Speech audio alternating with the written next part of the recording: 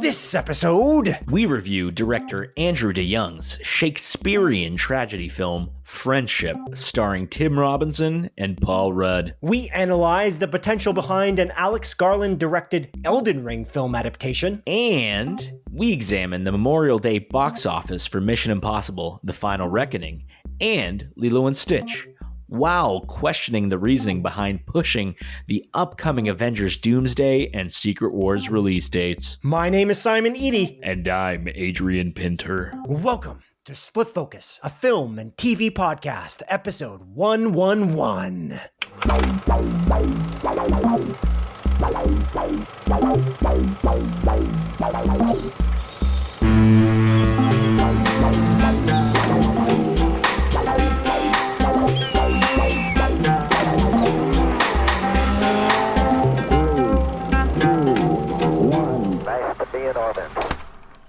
Simon, do you believe in bad luck? I don't know what that means. I suppose. Like, what do you mean? Like, it's like you're destined, it's like you're fated to have bad things happen to you. Is that what you mean by believing in bad luck? I mean, I believe in bad luck because bad things happen to people all the time. Mm-hmm. Yeah. Yeah. I mean, like, there's just a period of time where you are just unlucky, where just a bunch of bad shit happened to you. Yeah. I guess so. Mm-hmm. But again, it's not a faith thing. It's just like, yes, that happens to people all the time. Mm-hmm. I feel like it's happened to me. I'm assuming it's happened to you. And that's why you're asking me that question. Oh my God, dude. I don't even want to begin. So I'm not going to. Let's carry on. I'm just kidding. It's story time for you, my good chap. I'm going to tell you a tale. Oh, and exciting. So yeah, so I went on like to a work trip. I think I mentioned it briefly last time we spoke. Yes. Flew out to Palm Springs, Simon.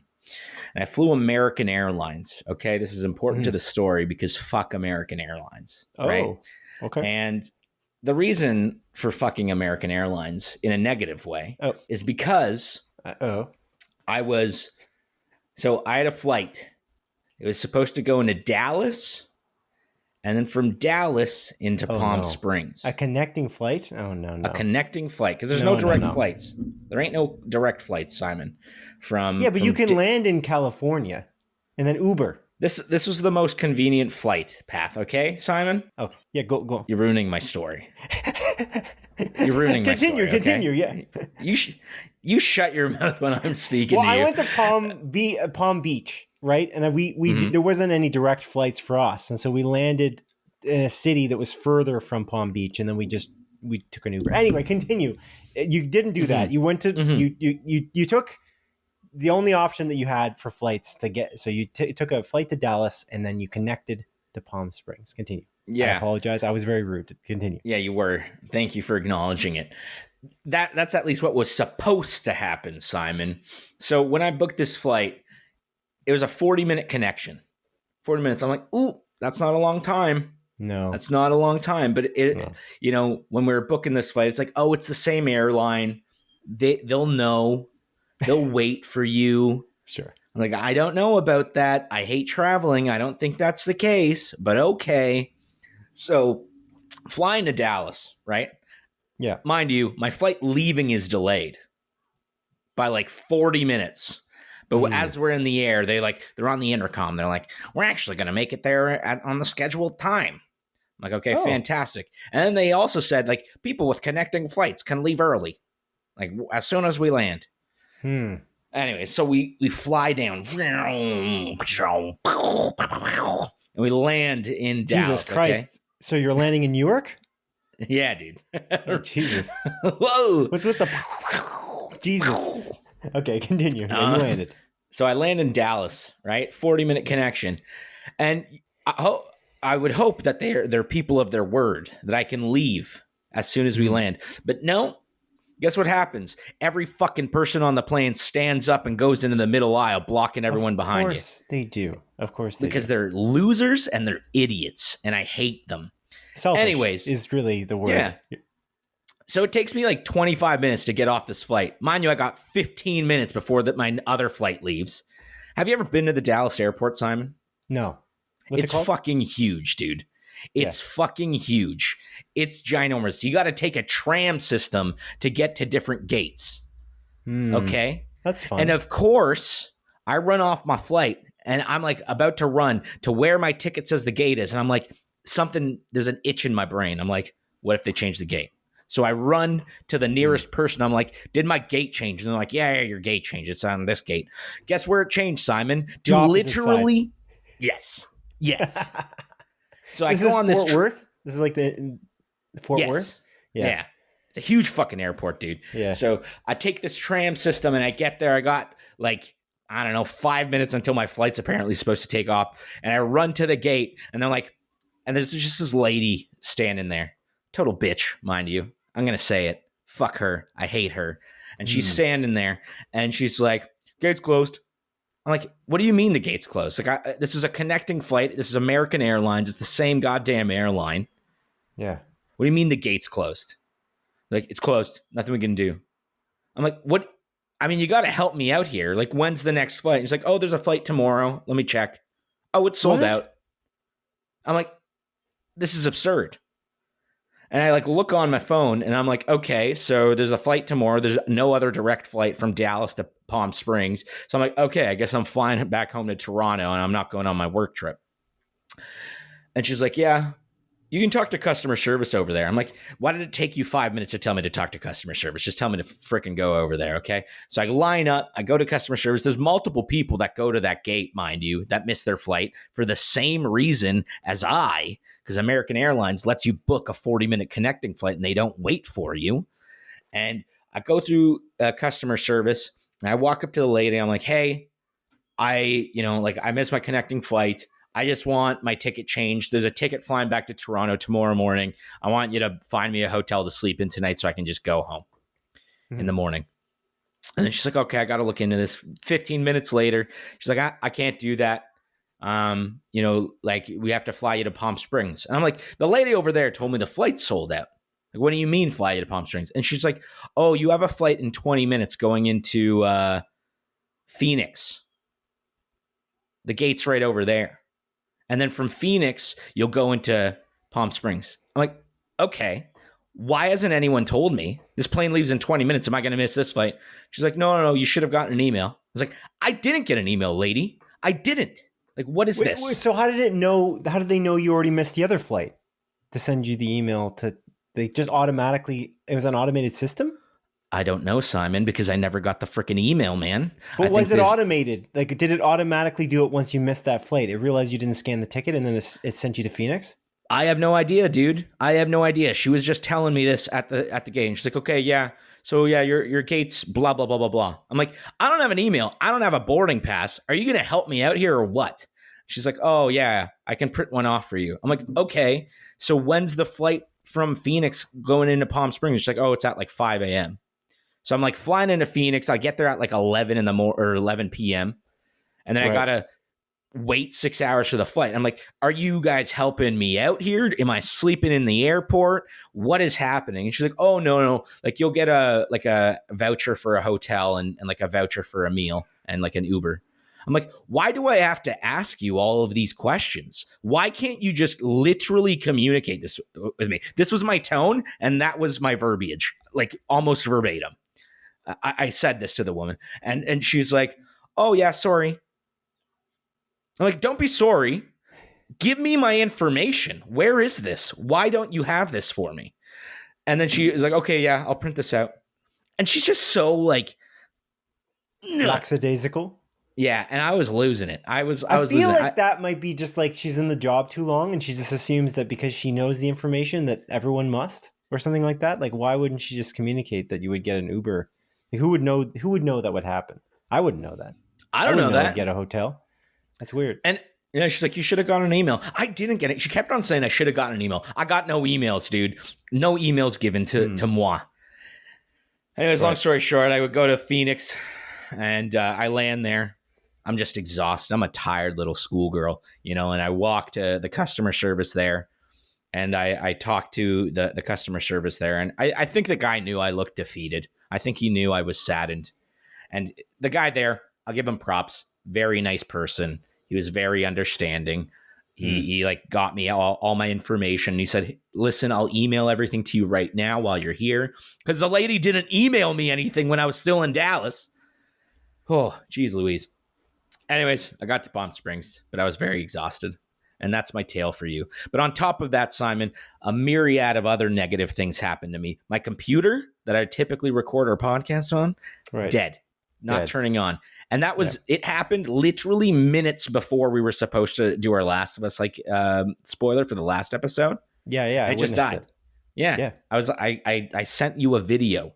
Yeah. And it was not fun, dude. It was not fun. So now my computer's broken. Other negative things happened. I can't think of them. I feel like I blocked them out at this point. So it's at least you're spared from remembering them. Yeah. Reliving the trauma. I'm sure it'll pop up in my brain. But anyways, that is my tale to you, my friend. I've wanted to talk to you about this. And one thing I do want to say, Simon. Yeah. What's up? That actually made my week. I'm going on another business trip tomorrow, but mind you, so hopefully I don't miss my flight. You don't have a connecting flight, do you? No, it's straight to Victoria, straight to BC. Yeah. I don't know. The connecting flights are not unwise. I feel like, we had the choice. We were like, you know what? Doesn't matter if it's 20 minutes, 40 minutes, 3 hours. I don't think it's worth it. It's just too much. And it's also just a lot of traveling. It just adds extra time. If you have enough time between the flights, it's almost a problem. Like you want to find a sweet spot. And I think it's just too much time. I just rather sit on the flight. 2 hours it's is kind of like spot. When we're sitting in a movie theater and like people are filtering out and like everyone's just waiting there, standing in line at the entrance, like when it's like a packed theater. It's like I'm like, no, I'm just gonna wait through the credits because it's just better. Why would I stand up and wait in line when it's gonna be the same wait if I sit here and then wait for the line to dissipate? That is really the thing. So and it's the same thing with driving. Your Apple Maps, Google Maps tells you to make 55 turns because it's going to save you 2 minutes. No, I just will take 10 turns. 10 turns, 10 left and right turns. It's better. And that's the thing about Google and Apple Maps. They don't give you that option. There's no least number of turns option. There's no toll routes, and there's various other options there, but there's no least amount of turns. Yeah. Apple Maps, unless you turn on avoid highways, is obsessed with putting you on a highway. It'll be like, oh, you want to go on this highway for a minute? Fastest route. That's like, no, Apple, I don't. Yeah. They'll get you on go on the highway and then they'll get you to get off like in 1 kilometer. Yeah, it's silly. It's faster. It's all about the speed. That's why I think like you should almost have like how much time do you care about saving here versus do you just care about the distance too? Because like sometimes the highways are the further distance, but you save time. It's silly. It's very silly. I agree. A lot of crazy things out there that people don't, I feel like, complain about enough. And that's why things like that connecting flight thing happen to you, because that's ridiculous. 40 minutes? Absurd. That's all I'll say. I'm never flying American again. I don't even want to go back to the States, for one. I didn't even want to go to the States in the first place. This was just for a work thing. So I had to. But I'm not flying American Airlines. Screw American Airlines. I hate you. And I'm not a fan. But you know what? My week was made, Simon. I don't know why I went off on a quick tangent about my other work trip. Because my week was made yesterday. And you want to know why? You might already know why. It was a good week. You mean as of yesterday, you had a good week? No. It wasn't a good week. Oh. Yeah, but my week was just made. It was worth it. It was all worth it. Yeah. Yesterday. Wouldn't worth it mean that it was more good than bad? That's what I mean. No. Okay, what does it mean to be made then? Whatever. What are you going to say? What did you like yesterday? Huh? Sorry, actually, he's getting an email from American Airlines telling you that you're going to Phoenix? Is that what you're looking at your phone for? No, sorry. I was wrong. It wasn't yesterday that made my day. It was the day before yesterday. Oh, okay, fine. Yeah. And you want to know why? I do. I'm waiting. Okay, I'm going to tell you. It's because you said I love you to me first. You never do that. Damn it. Ever. You don't even say it back sometimes when I say it to you. But on Wednesday, May 28th, 2025, you texted me and you said, I love you. And I was like, wow, that's nice. There's other context to it. But you still said it first, unprompted, and that was nice. And it made me feel good. Okay, well, you're welcome, I guess. Yeah. Sounds good. All right. Well, cool. Yeah, I thought you were going to talk about the movie we went to see, and that was what made your week. But no, that's not. We'll talk about that. We'll talk about that. We're going to get there. I will say this. that Paramount Plus issue I dealt with 2 weeks ago that I talked about, not really solved. I complained in the App Store through the review. I reviewed Paramount Plus badly, and I said the customer service team didn't help me, and they were very unhelpful. And then somebody from Paramount Plus responded and said, please contact the customer service team. Please contact support to fix your issue. Because I said, there's an issue, this is it. And I contacted support. They were very unhelpful. And then the answer was, contact support to fix the login issue. Like, no, I just told you they weren't helpful. That's absurd. What are you listening to? Anyway, it didn't really get fixed. I ended up getting Paramount Plus through like Amazon Prime. Like I just got my fiance to log in there and just got the free trial. And now I refuse to pay any dollars. I'm just going to do free trials. I'm just going to bum it. I was more than willing to pay the $13.99 or whatever it was in Canada to it's $13.99 for Paramount Plus for the good tier. I'm a purist. I want the 4K, I want the Dolby Atmos. Otherwise, I'm not in. But the audacity that Paramount Plus is willing to charge you more than Apple TV does. I know, and Apple TV's content is crazy. But Paramount Plus has like it's a lot of legacy content, right? They've got like Indiana Jones. Actually, they don't have Indiana Jones. Wait, do they? I think they have some of them, but not all of the movies because they have some agreement with other streaming services as well. But yeah, they've got because they all license out their stuff to like various other things like Peacock and Amazon. Sorry, Amazon Prime actually is one of them, and then Netflix and good old HBO Max. We can say that now. HBO Max, that's correct. All right. Yeah. Oh, yeah, shit. Yeah, that's correct. Okay. You know what? I think we got to move on to film and TV in a more direct way here because this is 15 minutes in. I did enjoy your story, though. What a wild tale. I'm so sorry for your loss. What a waste of time. Man, sleeping in an airport, not fun. Got to tell you. Sleeping on your bags or whatever, I'm sure you were doing that. No. The guy got me a hotel when I landed in Phoenix. Oh, you did get the hotel. Oh, yeah. Good. Okay. It was nice. I got to sleep for a solid 3 hours before I had to be back at the airport. But at least it was 3 hours in a bed. Yeah, and it was free. That's key. And then I tried, what's one of them burger chains in California? Yeah, in the West Coast. But it wasn't. In-N-Out? So I tried that in Palm Springs. Pretty good, Simon. Pretty good. It's overrated, though. Let's be real. It's good. I mean, I enjoyed it. Great. It's great. I feel like if we had one here, I would go to that over a McDonald's or a Wendy's. Oh yeah, for sure. For those comparisons, but like Five Guys or like Burger's Priest, I don't know. I feel like I just do Burger's Priest and Five Guys. Yeah, I don't know. Burger's Priest, I don't get too often, but every once in a while when you get it, sometimes it's just too heavy. Sometimes you eat it and I'm like, oh my God, this is greasy as hell. Yeah, that's fair. But yeah, it's good. But no, what is it? Was it Jack in the Box? It's another Shake one. Shack? No, I've had Shake Shack before. We have it in Toronto, I think now. Yeah, we have it in Canada. Yeah, In-N-Out is very independent. I think they're not like I think they're privately owned, and they're not really anywhere but the West Coast. That's why I guessed In-N-Out. Mm-hmm. But yeah, it was good. Checkers? Oh, man, what's it? Isn't Checkers one of them? Maybe it is. I didn't have Checkers though. Isn't that the name of it? Am I wrong though? Checkers? I don't know. Whataburger, Simon. Whataburger. Oh, Whataburger. I tried Whataburger. Wow. It was okay. Okay.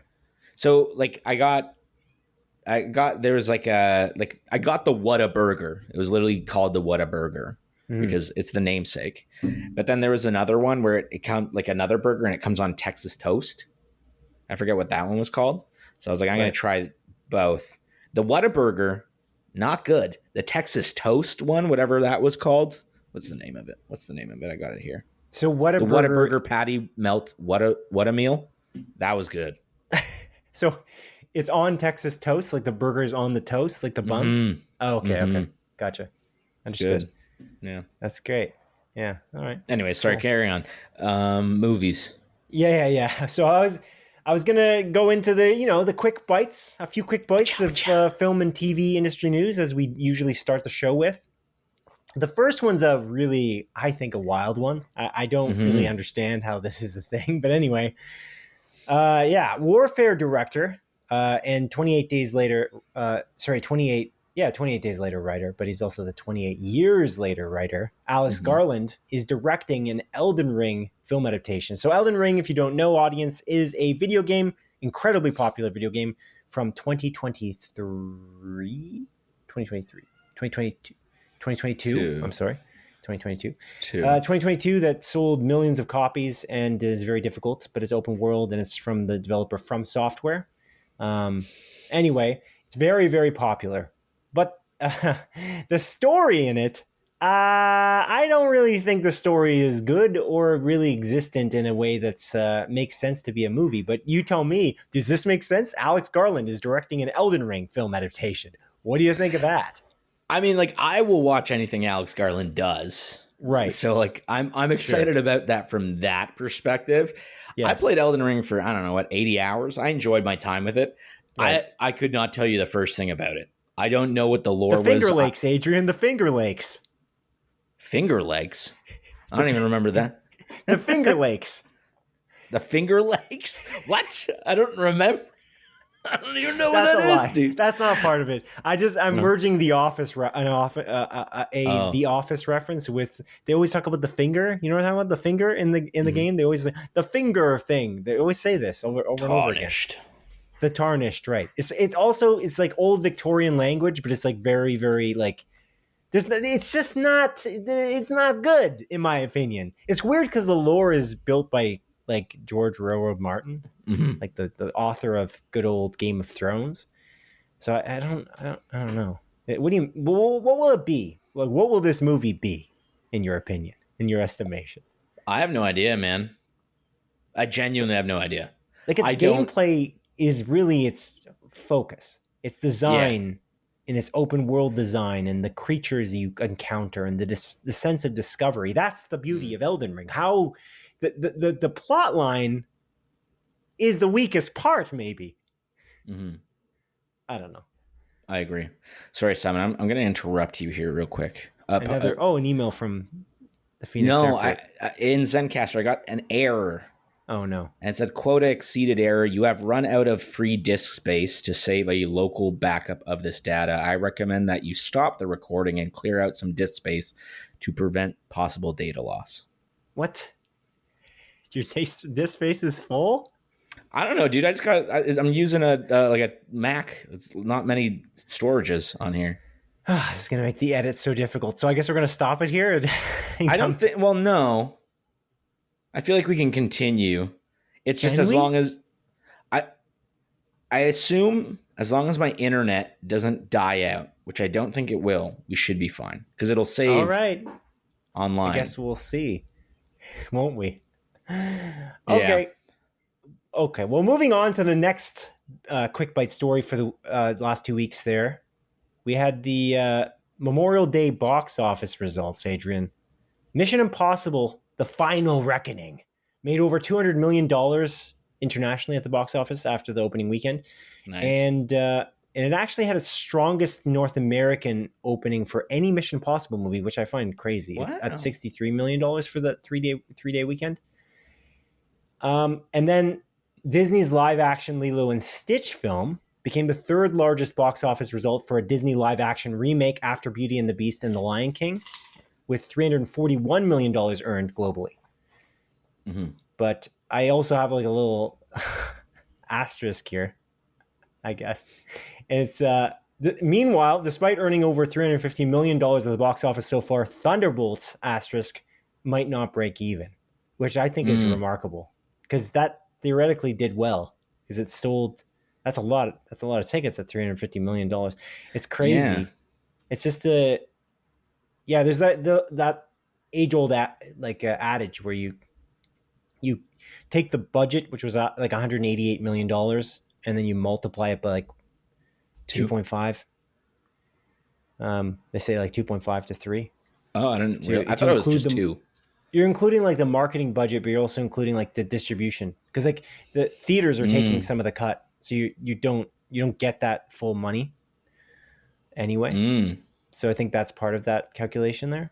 So yeah, that sucks because Thunderbolts is really great. And I recommend it to anybody listening to this podcast that likes the Marvel Cinematic Universe, even a little bit, or doesn't actually, because it is very heartfelt and it's dealing with some tough material, but also it's incredibly entertaining and funny. And yeah.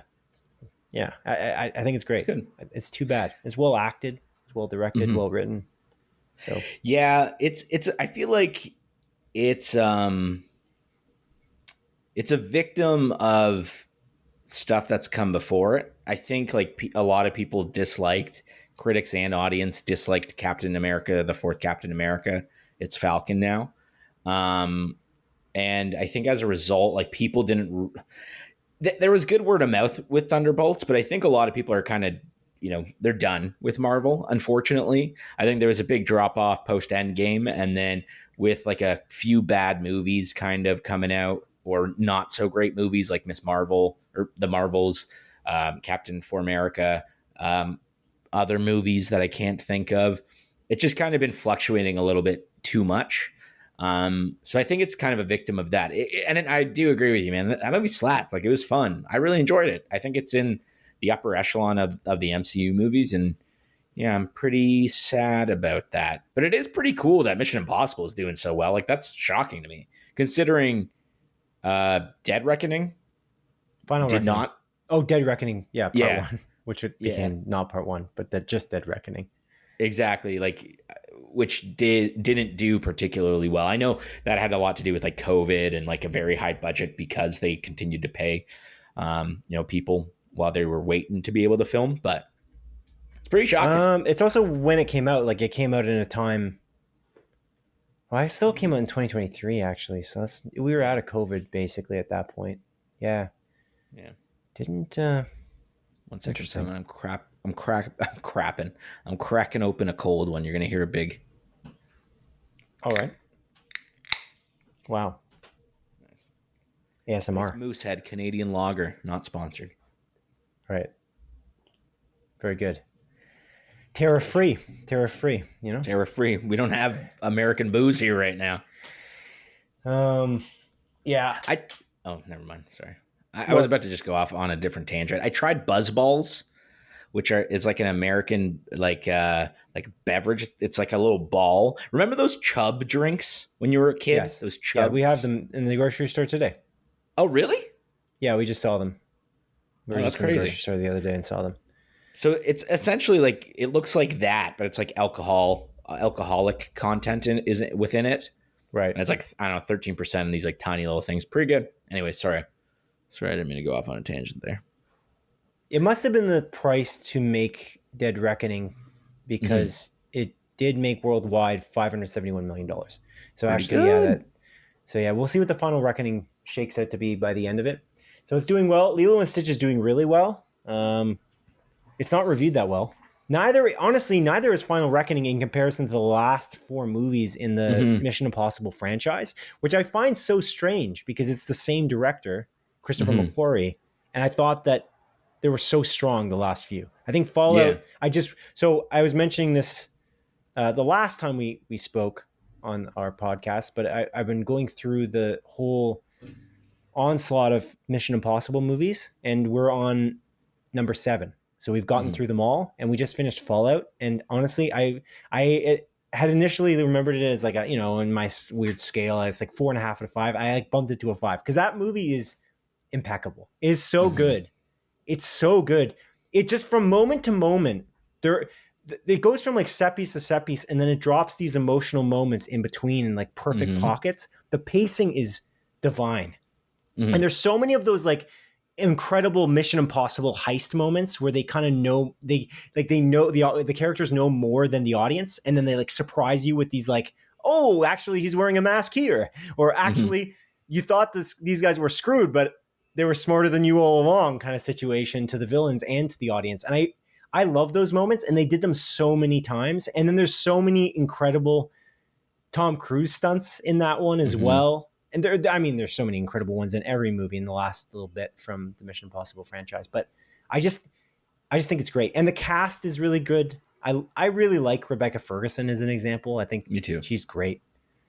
And Henry Cavill is remarkable. He's so good. He has a mustache. Reloading his arms. Yeah. Like they're guns. Oh man, that fight scene in the bathroom is just so good, dude. It's so good.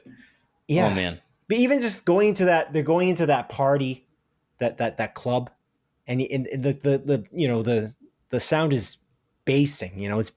It's really bopping, It's incredible. And then there's just like these, and it just goes from like moment to calm to set piece, from moment to calm to set piece in such an incredibly well paced way. And it's really funny. Simon Pegg is just on his game. It's great. Alec Baldwin is great in it from like the previous movie and this as well. It's just great. It's great. I don't know. There's no faults at all. It's incredible. It's one of the greatest action movies I've ever seen personally. And some would argue that's been ever made. But yeah, I really, really love it. And I'm excited to watch Dead Reckoning Part 1 so that we can go to Mission Impossible, because we haven't gone to see it yet, The Final Reckoning. We were not part of this box office weekend because we just didn't go. But it's because you were willing. You were in the US. Yeah. Well, I said we could go this week, and then you're like, no, I don't want to go. No, I said we weren't part of it for the box office weekend. Yeah, because you were in the US. We couldn't have gone. You're right. You're also keen on seeing Lilo and Stitch, I believe. Yes. So, yeah. Okay. Also, I want to watch Bring Her Back, which just came out. Right. That one I'll probably pass. That looks terrifying. Yeah, that's fair. I got a friend that wants to watch it. I won't always pass on the horror movies, but this one, I'll ask Dawn. I'll ask her and see. She's like, oh yeah, actually, let's do it. I doubt it because we did not see Talk to Me. So we did. We're like, no, thank you. Yeah, my fiance came to watch Talk to Me, but she did not enjoy herself. And she saw the trailer for this and she's just like, fuck no. She's like, nope, not going to happen. I'm like, all right, fair enough. I won't put you through that. The Philippou brothers, the Philippou brothers. Do they go by that moniker? Is that a thing that those directors call themselves? The Philippous? Like the Wachowskis or the Duffer brothers, Or what's the other one? Oh, the Coen brothers. No, the best brothers, theoretically. The Russos, obviously. The Russos are huge. The Safdies as well. The Safdies are often on their own. Like Benny Safdie's directing the Rock movie, The Smashing Machine, on his own. Yeah. That movie, every time I see that trailer, I gotta say, The Rock's, I don't know if they just cherry picked the scenes in it. I feel like The Rock is doing a great job, like on an acting level. You always say that The Rock is very one note in everything he's in. This isn't one note. It's almost hard to see The Rock, actually. So good for Dwayne. Good for Dwayne The Rock Johnson. I feel like he did a good job. But we'll see, maybe. Actually, there's no reviews for that yet, right? Smashing Machine? No, it's not out for like a couple months, I thought. Yeah, but I thought maybe it was at Cannes. It wasn't at one of the film festivals already? No, the film festival that we did not mention when we recorded during it happening. Yeah, what a mistake that was. It was funny because I saw some of the headlines for it, but it was just beginning when we recorded last time. No, there's no reviews on Rotten Tomatoes, so it doesn't look like there's been anything. Yeah, it's coming out in October. We'll see about it eventually. Yeah. Okay. Yeah, okay. Well, let's move on. Thunderbolts was a disappointment somehow at the box office. Hopefully they catch the number. It seems like it's like about $450 million approximately to break even. I really hope they do that. You know what's interesting? Oh, that's the reason I put this in here as well. Jake Schreier, the director of Thunderbolts and the director of Beef, he got tapped. We talked about that last time, 2 weeks ago. He got tapped to direct the X-Men movie for the MCU. So this movie, theoretically, they kind of saw how it was on track and they weren't necessarily going to break even. And they still hired him anyway, which I really appreciate because if it's not just about money, that's kind of why I want them to hire directors, is for the art of it and the creativity and the creating a legitimate great story as opposed to just kind of going through the motions. Like I think honestly the Marvels does. That's kind of the problem. The Marvels' biggest fault, I don't know if I've said this before, but my biggest problem with the Marvels is the thing that I have the most problems with the MCU. Yeah. It's the power metric. It's that idea. It's all women. And you hate women. The power metric, come on. Yeah. But that's the best example of that, by the way. I just want to make that clear. That's, I think, the greatest example of any movie in the MCU right now that doesn't define any of the rules or in terms of the power of each of the characters. I can't tell you the limit on any of those three characters. In Doomsday, in my opinion, what they should do, because Brie Larson's, like Carol Danvers is so powerful, I think Doctor Doom should put her in her place. That would be really great, but they won't do that. Maybe because is she even in that movie? Was she part of the cast list? No, that's the problem. But they're not going to do it because they're too afraid. Whoa, Jesus Christ! You just fell a couple octaves down in your chair. You like being at this level? I guess. I feel like You I'm look more really in line with short. the mic now. Sure. We're not recording anything. Like we're not like putting any film out this No. recording. So okay, so who cares? I mean, we just did mention it. It would have been funnier if people could see it, I guess. But yeah, that is the biggest problem with that movie is those three characters. I can't tell you what the limits of their power is, and that's a problem. And I feel like that was one of the great moments in Infinity War is when Thanos kind of puts the Hulk in his place. I think that was a really good moment. Mm-hmm. I think that helps to determine how powerful Thanos was. But they are right; they're not putting Brie Larson's not in Doomsday according to the initial cast list.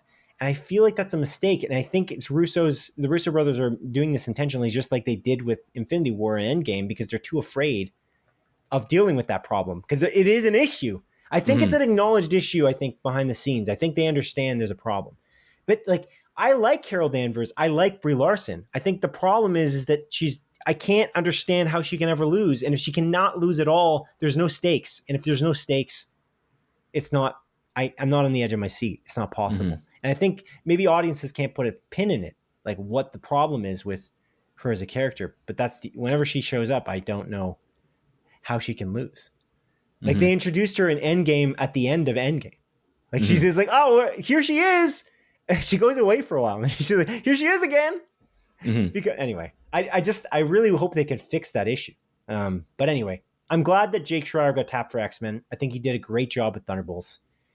And on to number 3 for our quick bites of film and TV industry news. The Avengers movies have been pushed back, Adrian. Avengers Doomsday will now launch on December 18th, 2026, and Secret Wars is set to release on December 17th, 2026. Oh my God, the day before? They're releasing the sequel to Doomsday the day before? That's 2027. Crazy. Thank you. Yeah, great. I'll laugh at Simon for doing a typo.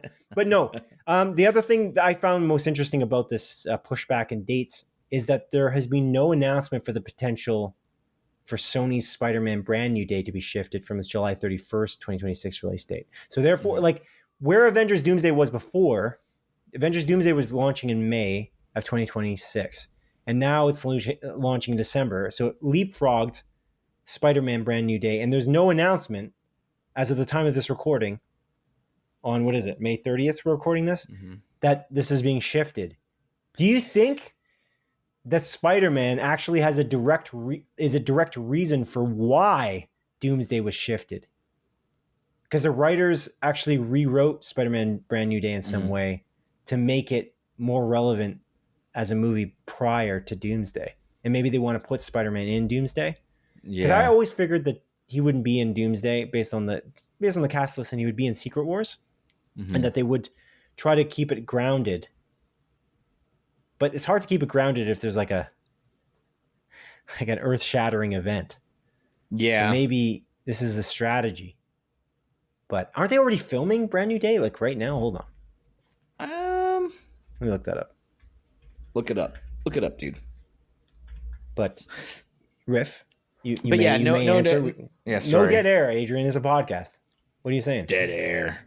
But yeah, like, no, I don't know. Like, I don't think Spider-Man Brand New Day is going to have anything to do with Avengers Doomsday at all. And I don't think it was going to in the first place. If anything, it was just going to be an after credit scene that would tie into it. That was my assumption. Yeah, the entire time. So I think if anything, if Doomsday is an Infinity War level event, it affects everyone in the MCU. That's the idea, right? Oh, so you're saying like they had to move Doomsday, like behind Spider-Man because there's going to be big shit that happens in Doomsday. Because it shifts the MCU every time. It shifted it. Every single Avengers movie pretty much has shifted it. Age of Ultron shifted massively because it completely had implications on Civil War. Obviously, the first Avengers movie had huge implications. They were fixing New York City, even in the Netflix series somehow. And obviously the largest shift is 5-year gap of time where everyone's blipped away. So for Infinity War and Endgame. So this is something that I'm curious if they were trying to make it grounded and then they were like, you know what, this movie's also going to make us a lot of money, like, and make Sony a lot of money. Let's try to make it work the best way possible. Because you think it's a reason of, I read a lot online that the reason why they're shifting is VFX work. takes a lot of work and effort to do all the visual effects. So they're just shifting it for that reason. So do you think which one's more plausible? Or is it both? I don't know. Brand new date, by the way, for context. It's filming at the end of 2025, early 2026. Oh, and then it's going to release in July? That's crazy. Because they're already filming Doomsday, correct? I think they are. Because I think that's where... Because didn't they film the Thunderbolts after credit scene on the set of Doomsday? I remember hearing about that. Oh, I didn't hear that. Okay. Yeah. So I think they're already filming Doomsday. So that's kind of surprising. I don't know. Maybe they will shift Spider-Man. Because that's a quick turnaround time, man. 7 months? 8 months, I guess. Yeah, they have to do visual effects work too. Yeah. It's like, what? Unless it's so grounded. Yeah. That it's just Peter Parker walking around the city talking to people the entire time. Yeah. It's just Peter Parker. Mm-hmm. Right. He's in college. It's a rom-com movie of Peter Parker in college. That would be so fun. I would still watch that. That would be excellent. Because it'd be something we haven't seen before. They just take a hero and not dive into their powers. That's something, honestly, you know what's funny? So we talk about how much we love Daredevil Born Again. Mm-hmm. Charlie Cox hated the bank episode. I heard an interview of him saying that. Or I read an interview. He said that he didn't like it. He's like, that was bad. I thought it was bad. And then I watched it and I liked it better. But then the audience loved it so much that's the episode they keep mentioning to me over and over again. And he's like, that just tells you how much I know about, I guess. Charlie Cox of Claire Obscure Expedition 33, the video game fame. Right, exactly. Yeah. Soon to His be a movie. best known role. Yeah. Soon to be a movie. You think Charlie Cox will be in it? He doesn't really look like that character, though. No, it looks more like Robert Pattinson. Yeah, Gustav. Yeah. Gustav. Frenchman. Yeah, I don't know. I'd be curious. But yeah, it's funny. I thought that bank episode was pretty good. Not my favorite of the season, but I think it's pretty good. It's like a bottle episode, though. It's so neat. Yeah, it's funny. Like when I think about that show, I really liked it, but I couldn't tell you which episodes were my favorite because it's all like I watched it fairly quick. I mean, no, I was watching it week to week. What am I talking about? I don't know. I liked it. I thought it was a great series, and I'm excited for the next season. But yeah, Spider-Man Brand New Day. It's just Peter Parker. It's just Tom Holland being Peter Parker, trying to make MJ fall back in love with him. And that's it. That's it. Isn't Sadie Sink in it? That is the rumor that Sadie Sink is or has been cast in it. Maybe we don't know that for sure. Yeah. But there's a lot of I think it's just like, again, the rumor mill, and a lot of people will be like, well, she's red hair, she's gonna be MJ proper. But I think there's a good chance. Not a good chance. I don't know. I'm just saying. I'm just spitballing here. I read it online that she could be Jean Grey. And then that's how they kind of introduce like kind of the first X-Men characters. Yeah, but that's not grounded at all.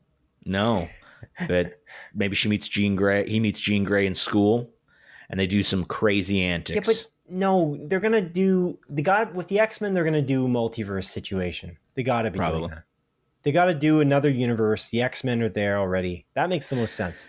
I don't know. I don't know if you have to do that because, like, they have introduced a mutant into the MCU. Can we technically talk about that? Why not? It's been a while. Yeah. So, like, Miss Marvel, at the end of Miss Marvel, like, they specifically say that she's a mutant. Like, yeah, I mean, that's not really a spoiler. It's not even that special, to be honest. Yeah. There's no through lines on that. There's, like, no threads that they even decided to pull after that. The thing is that's irrelevant, though, because it's not... The thing about X-Men is that the world is so rocked by that idea, even on a political level. There's so many mutants everywhere. So introducing one mutant is irrelevant to the overall situation. You know what I'm saying? Like, it's cool. They could decide that all of a sudden everyone's awakened and they're all mutants. They're just living among them. But that's not a grounded Spider-Man movie at all. That's an X-Men movie. Mm-hmm. They're just at school, hidden in a forest, and they're living in solidarity. At school, living in a forest? Yeah. What? It's a forest school. What does that mean? Professor Xavier's school for children is a school in a forest. And they have a big bubble around it, and nobody knows it's there. Yeah, but that's not the point of it.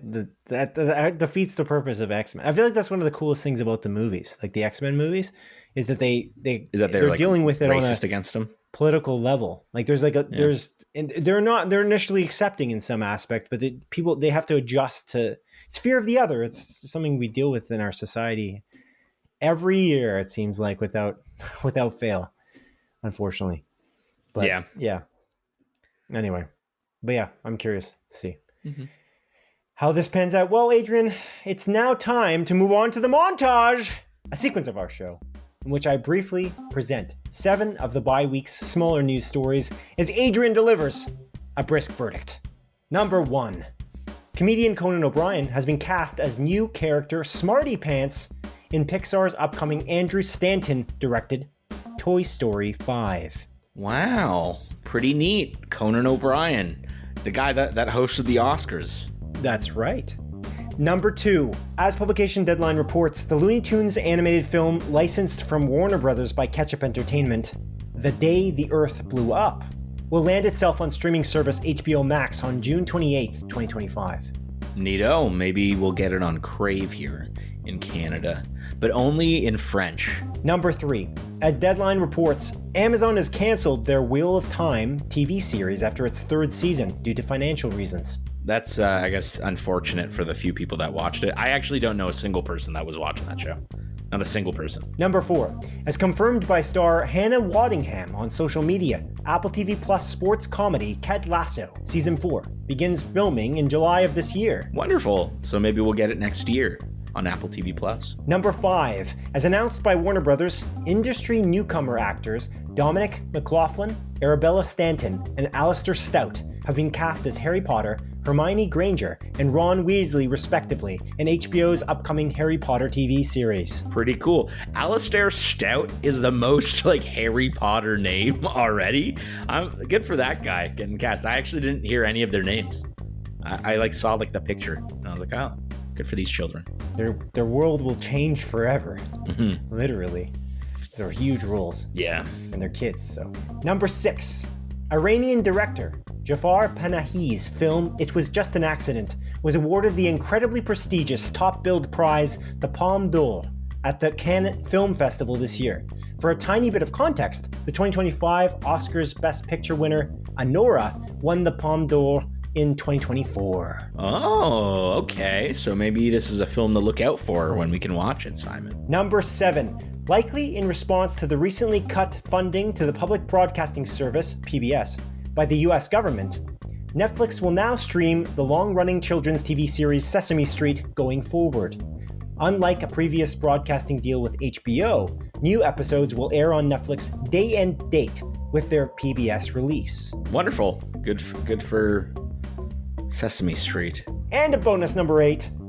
According to Deadline, Bullet Train actor Andrew Koji, Aquaman actor Jason Momoa, Warfare actor Noah Centineo, and Hobbs & Shaw actor Roman Reigns are all in negotiations to star in a Legendary Pictures-produced film adaptation based upon the incredibly popular video game series Street Fighter. Cool, man.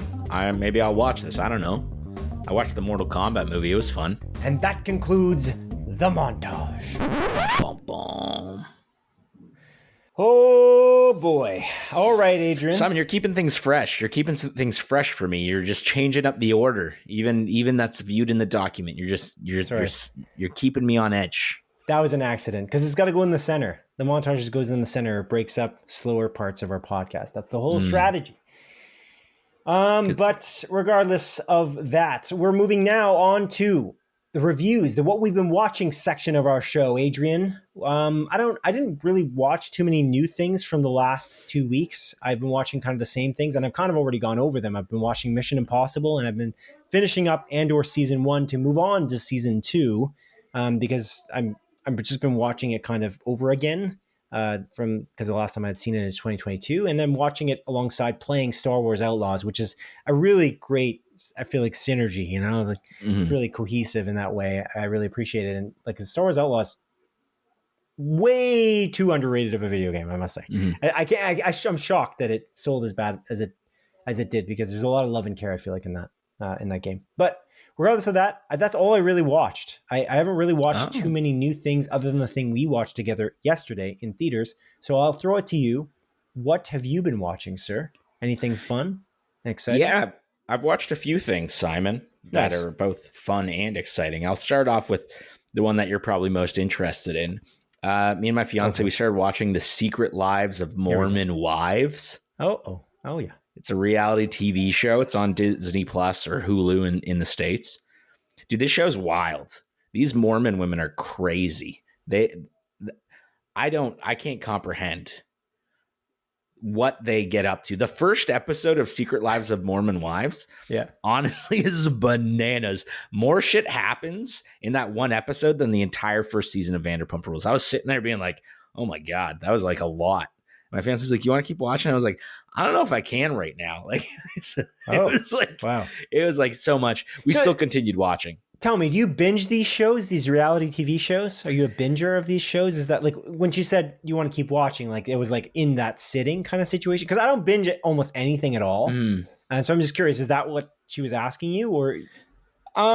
She was like asking if we would watch another episode at that time. Right. Like, so you do watch a few episodes at once for various TV shows. Yeah, not always, but sometimes. Okay. And then I think we just switched back to the OC. We're on the last season of the OC, so we're taking our time. OC season 4 got a lot of hate. The first 3 episodes, not good. It's like it becomes Breaking Bad. I'm not even joking. It's fucking weird. The tonal shift at the start of season 4 is jarring. But then they go back to their roots, and it's actually really good. It's better than season 3, I think. Okay. But we're on the last, I don't know, like 8 episodes. I'm kind of sad to see it come to an end. So we're taking it slow. All right.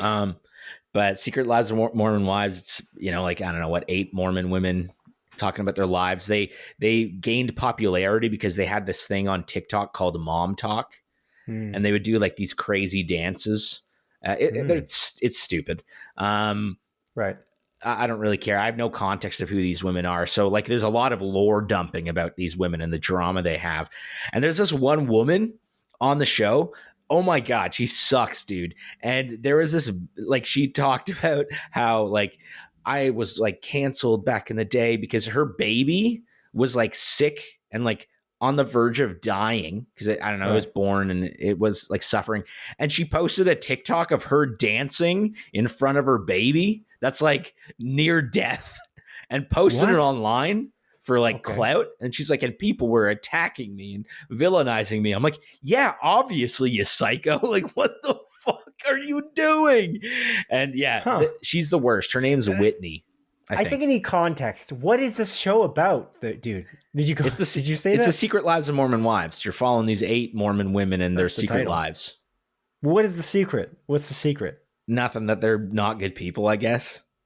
But what are they doing? They're just living together in a single house, or no. They all live independently and they have families, and it's just the drama. Nutty? They're a little nutty. It's just a little nutty. Okay. Just a little nutty. Like, well, how do you get into that? Like, how do you become a reality TV star that you get followed around by? How are the camera documentary filmmaking people? How do they find these people? TikTok, because they were very popular on the TikTok. Right, I don't use the TikTok. Yeah. Okay. But they got popular on the TikTok. Okay. And because of Mom Talk, as I mentioned. Right. Okay. So it's related. I thought they were saying Montauk because that's a place that they go in Vanderpump. Oh, right. But no, it's Mom Talk on TikTok. Right. Anyways, is it good? No. Is it fun to watch? Definitely. Okay. Yeah, cool. I'm in it. Like Until Dawn. Yeah, actually. Yeah, exactly. Is it good? No. Is it fun to watch? Yeah, largely. Most things are fun to watch. Yeah, it's enjoyable. Extent. I talked to my friend Mike, actually, and he was watching Until Dawn, and he was like, I actually really like that movie. I'm like, yeah, dude, it's just an enjoyable ride. It's just fun. Look, we know what Mike's opinion is of various things. I don't think we line up. Are you saying you line up more with Mike than you do with me? I mean, at least about Until Dawn, dude. At least about Until Dawn. Yeah, sure. Okay. But speaking of wacky sort of horror movies, me and my fiance watched the movie Drop. Oh, you Simon, did? Nice.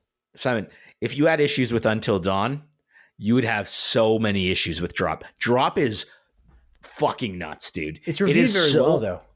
I am so confused at that. Did I enjoy it? Yeah. But like, I think Until Dawn's a better movie, both from a plot perspective and just the entertainment value. Drop is nuts. It's fucking absurd, dude. It makes no sense. The plot is like the plot holes in it are crazy.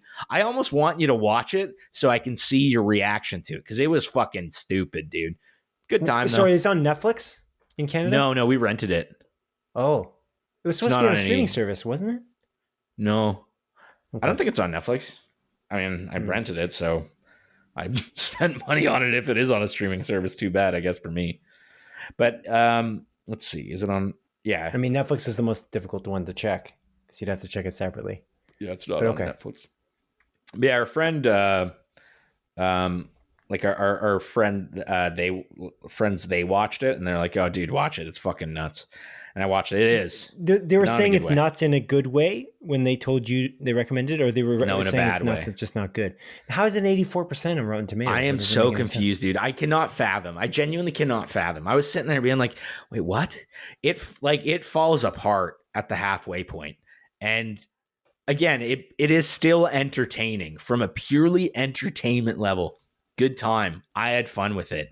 Right. But I had less fun with it than I did with Until Dawn, and I genuinely believe there are more plot holes in this movie. It's because it's supposed to be grounded in reality. At least with Until Dawn, you can be like, it's like some kind of magic going on. Weird magic shit going on. But no, this is meant to be grounded in reality. Fucking stupid. So dumb. But good time. Interesting. Yeah, I'll watch it. As soon as it hits a streaming service, I'll catch it. Yeah, fair enough, dude. So yeah, I can't. Considering it's bad, I'm not going to spend money. Yeah. Considering you said it's bad, maybe I'm going to have the reverse opinion somehow. I'm like, you know what? This is actually not as plot hole as you think it is. I would be so confused, dude. I would be so confused if you did that. I'd be like, what? Probably not.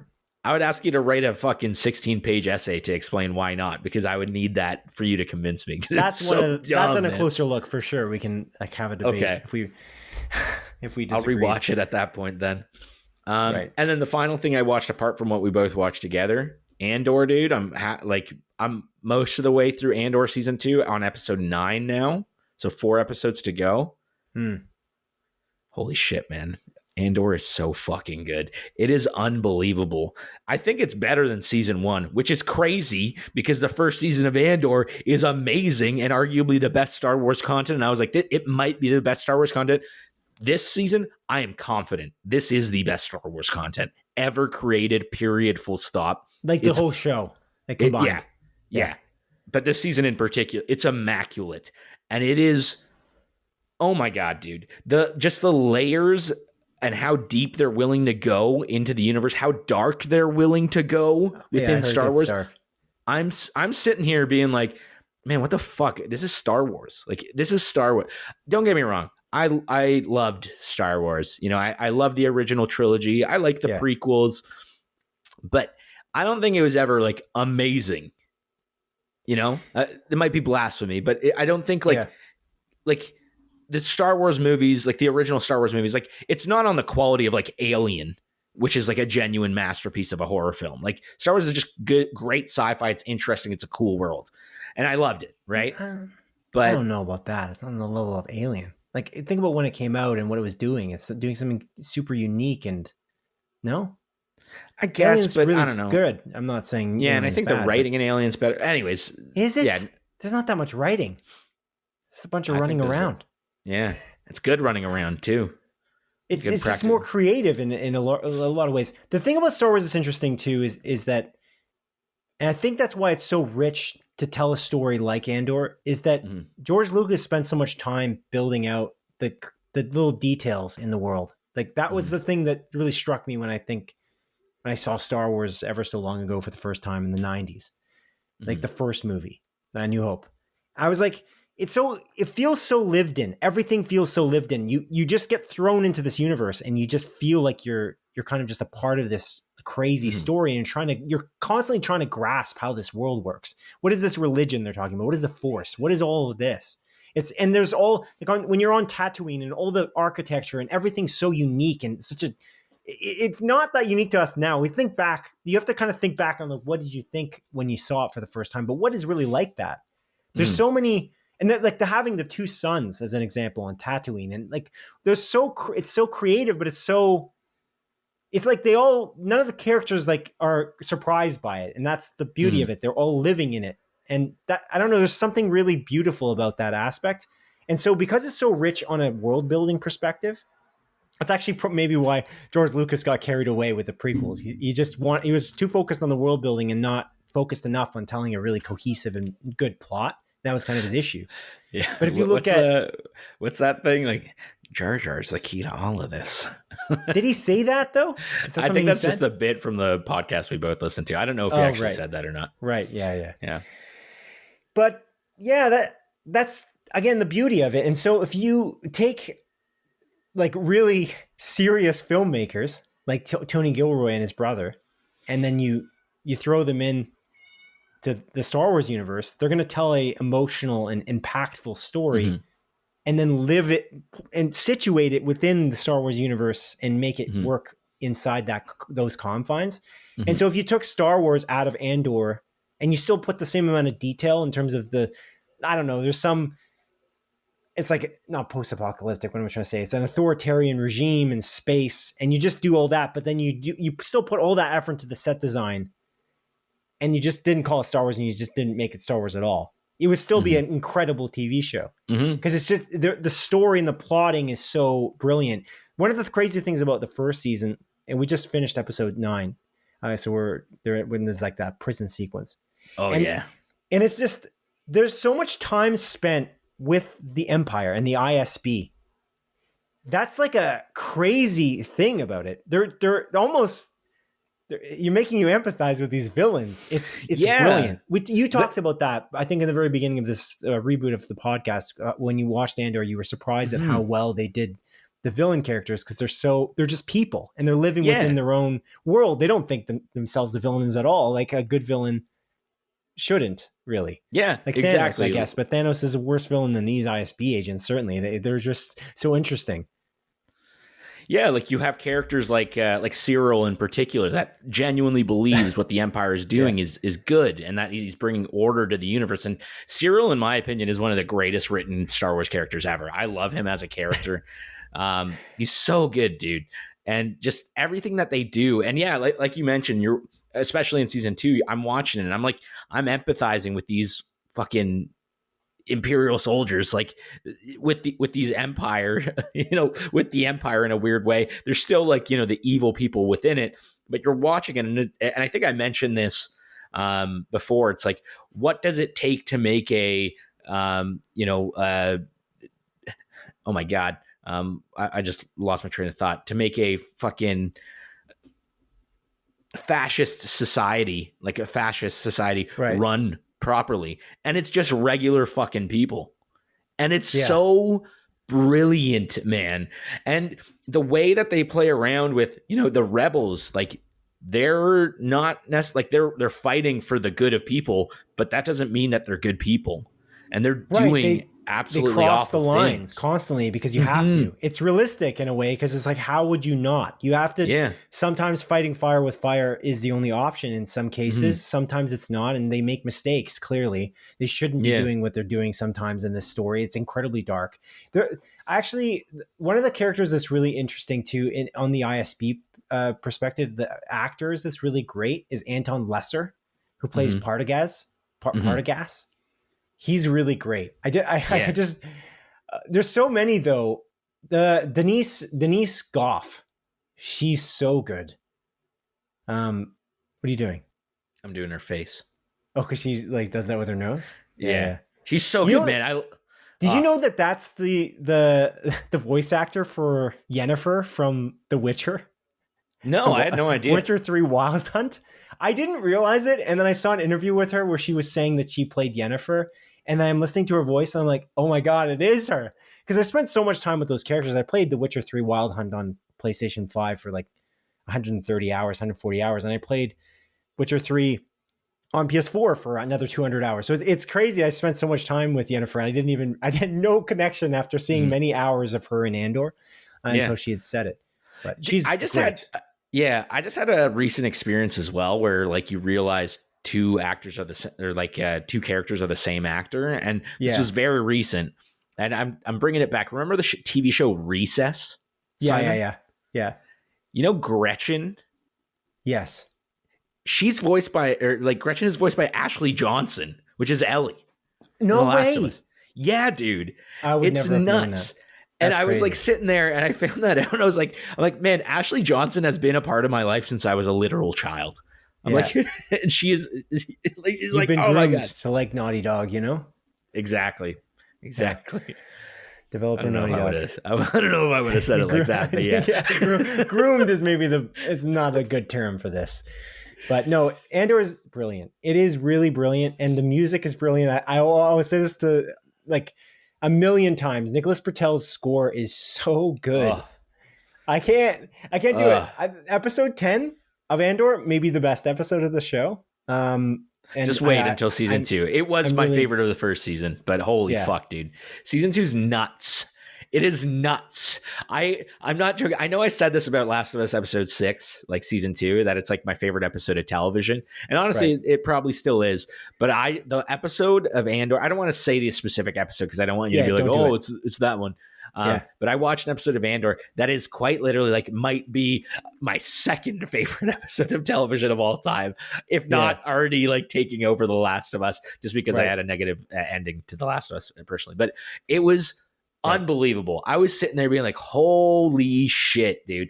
Oh my God. Genuinely phenomenal. I fucking love Andor. It's crazy. I got 4 episodes to go. I'm saving it for my flight tomorrow night. I'm going to watch the rest of it there. What are you watching, on an iPad or something? Yeah. Oh, okay. You kind of, I don't know. I feel like it takes don't you have like a pretty nice home theater setup? Don't you want to savor it? I do. But Simon, your Disney Plus account kicked me off my Fire Stick. Oh. And then I logged in on my PlayStation. I'm like, I'm good. It worked for my Fire Stick for like a month. Right. Literally, like the second time I opened the app, it's like, we know it's not you, Simon. I know it's not you. I'm watching you. Right. You got to verify that it's you, you piece of shit. That's what it said to me.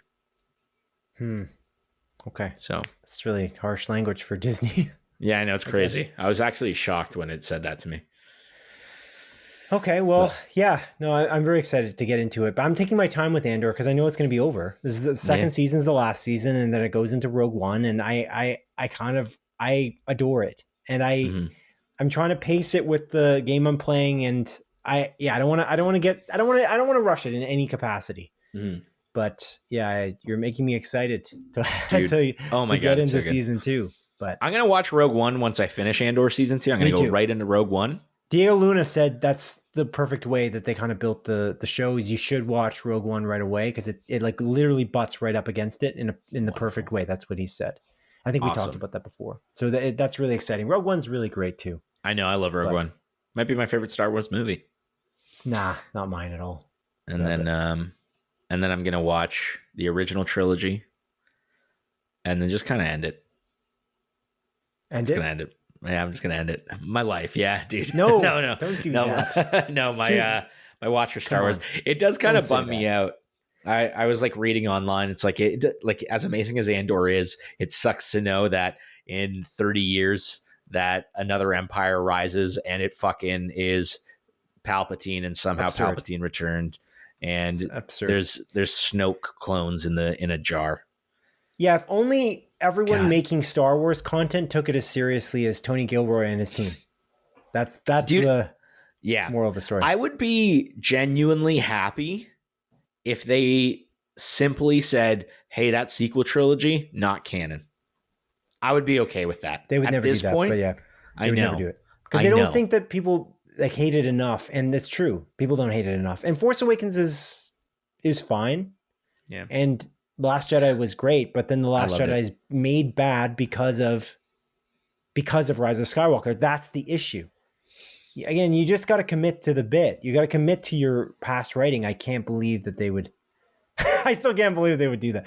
Anyways, it's nuts. I also forgot. I just watched an episode of, it was episode 8, I believe, of Andor that Beau Willimon wrote, and he wrote a lot of episodes of House of Cards.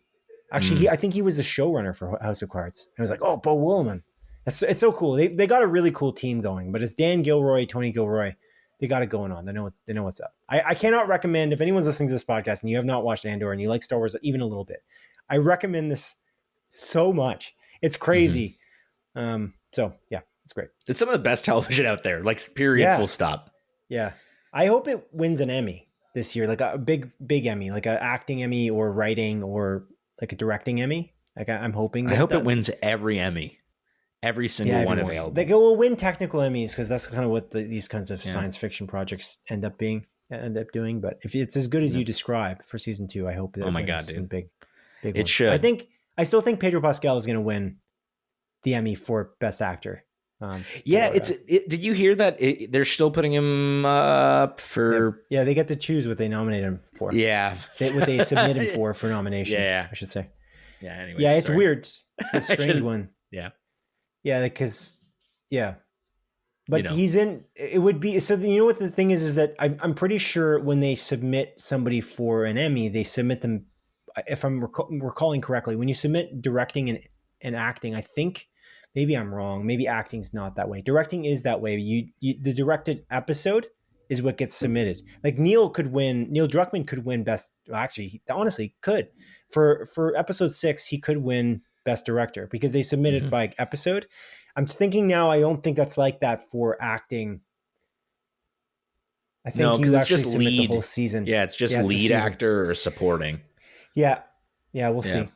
Yeah, that's too bad. But if they could submit him for just episode 6, like that's a shoo-in. I think he wins immediately. So I'm curious to see what will happen at this year's Emmys. But it also depends on who else is up. Like there's also a lot of shows that haven't even aired yet, and I'm trying to think who else would get nominated. We haven't seen obviously every show, so I'm not sure. But I've seen every single one actually. Okay, well then tell me who else is eligible for this. Who's gonna potentially get Best Actor in the Emmys in 2025?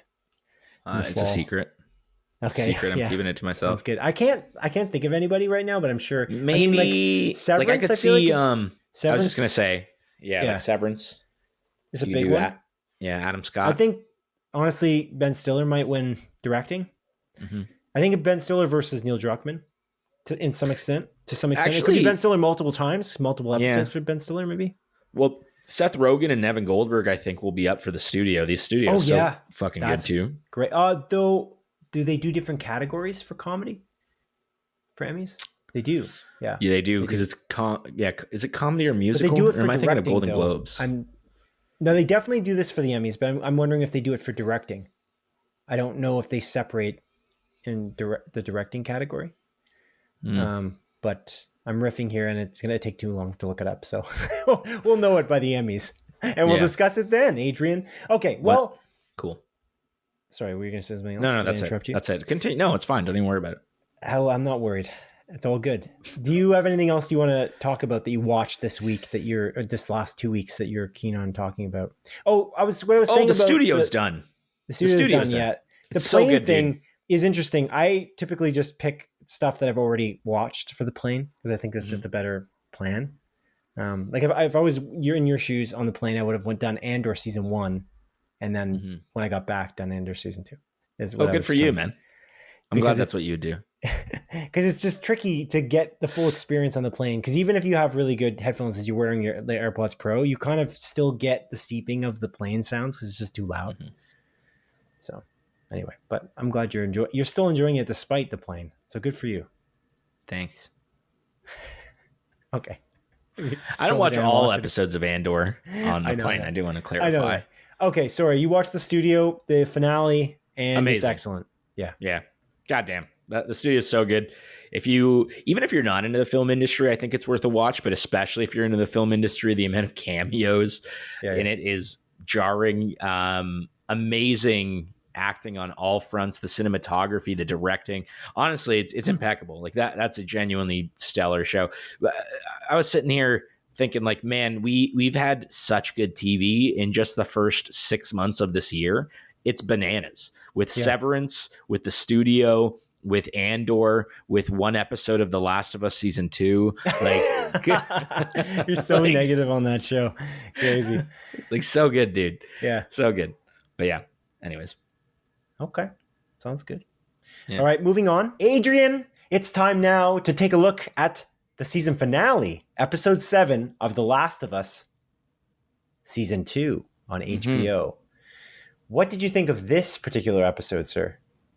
Simon, I feel like I got whiplash because we went from the best episode of the season to the worst episode of the show by far, in my personal opinion.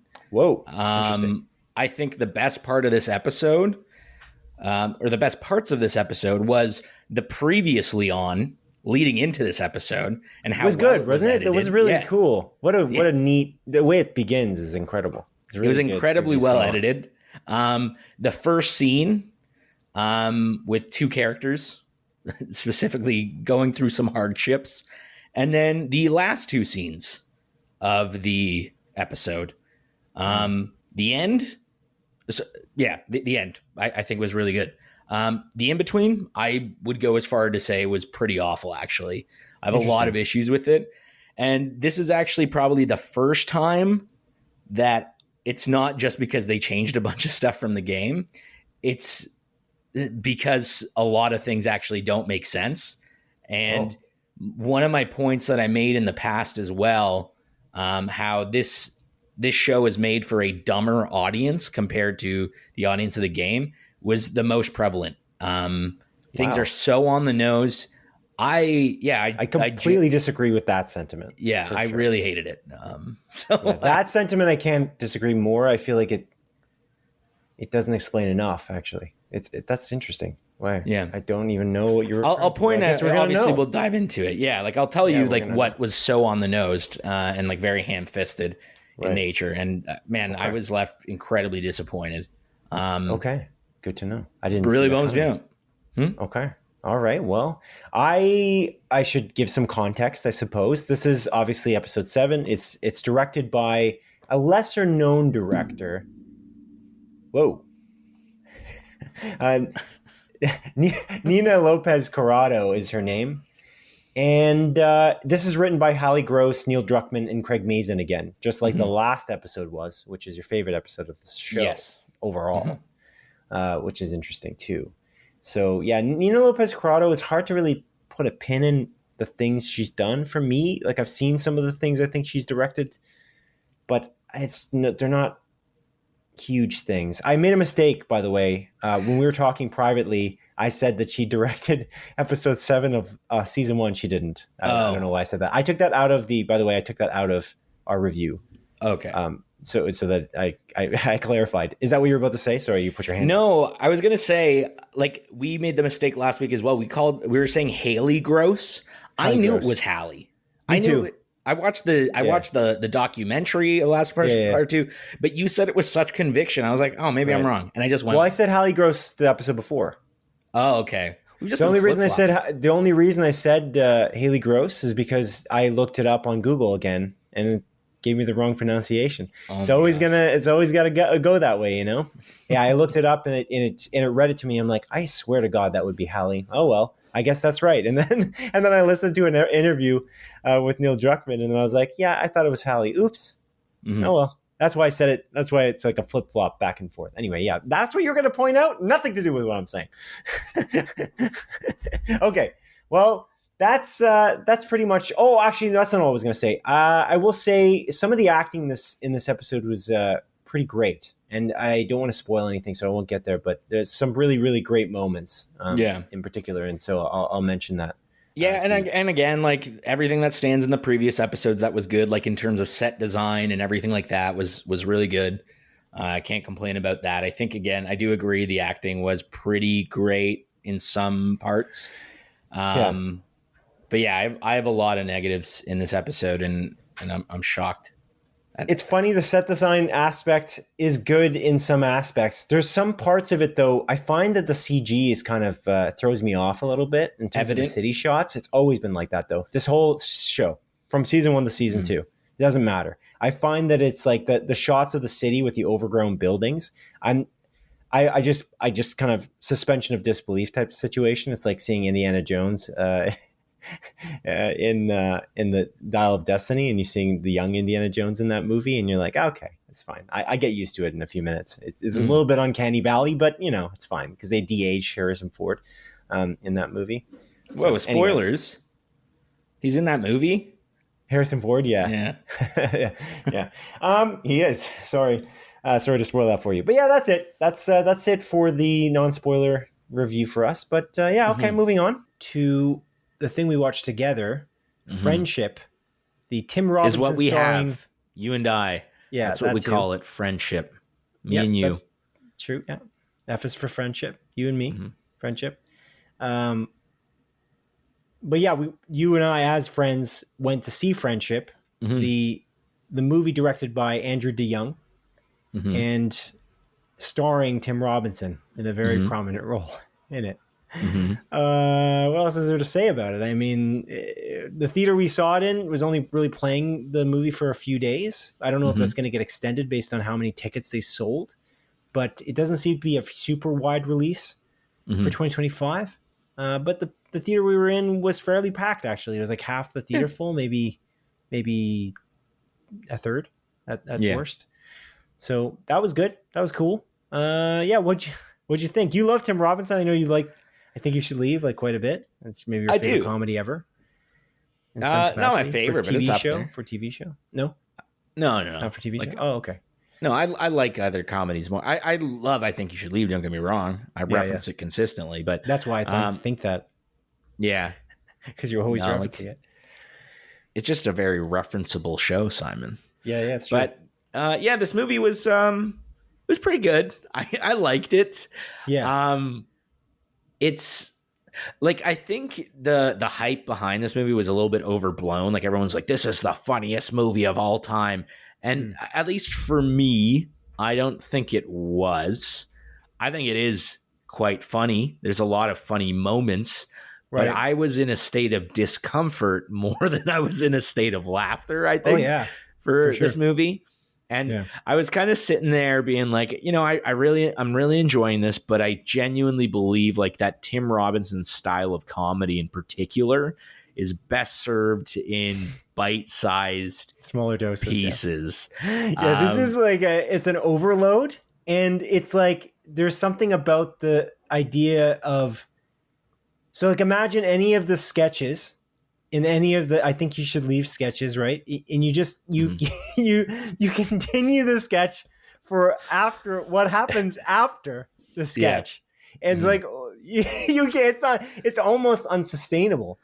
And that's what actually, to some extent, this movie's a tragedy more so than it is a comedy. Dude, I know. It's like, what? It's almost torture to watch. But the thing that's brilliant about it is that the director, writer, Andrew DeYoung, he somehow derails the train so many times, and he somehow brings it back onto the track. Yeah. I don't know how. I think about it, and I'm like, I can see where it goes back on the track, but I'm like, you lost us, and then you got us back again as the audience in the theater. It's pretty remarkable, actually, but it is very uncomfortable, and it is much more of a tragedy, like a tragic. It's like a tragic comedy. Yeah, it's a Shakespearean play. yeah, that's sure. Yeah, it's something. It's something. Yeah, it's a torture to watch. For dude, it's rough. It's rough. I was like, and in a good way, though. In a good way. Yeah, it's torture in a good way. That's something everyone says. Yeah, it's interesting as well because, like, again, our theater was quite packed.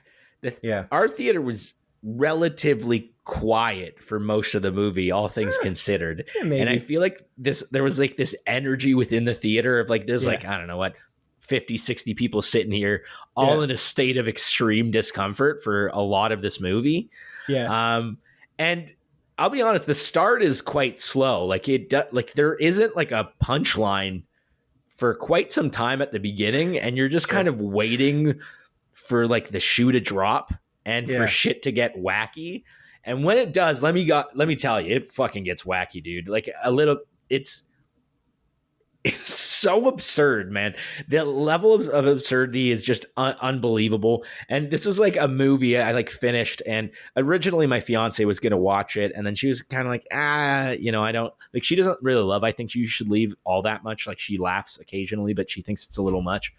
Right. I genuinely believe she would have fucking hated this movie. I think she would have probably stood up and walked out because she doesn't like that bad. She would ever walk out of any movie. I don't know. She may have just like closed her eyes for most of it because she she doesn't like cringe comedy all that much, and she doesn't like the feeling of discomfort. And this movie is cringe comedy at its finest. What is it if it's not cringe comedy? I guess. Yeah. Like, what is it? I have no fucking clue. It's a trip, man. Like, I don't know. I've been like kind of fluctuating my opinion on it. All positive, but how positive is like the real question. Because there are some genuinely hilarious moments in this movie, like where I like wheezed and like tears came from my eyes from laughter. But I think as a whole, again, that discomfort outweighed the hilarity a lot of the time. I guess to talk a little bit about the plot, it's all in the trailer. Tim Robinson, he gets a new like neighbor.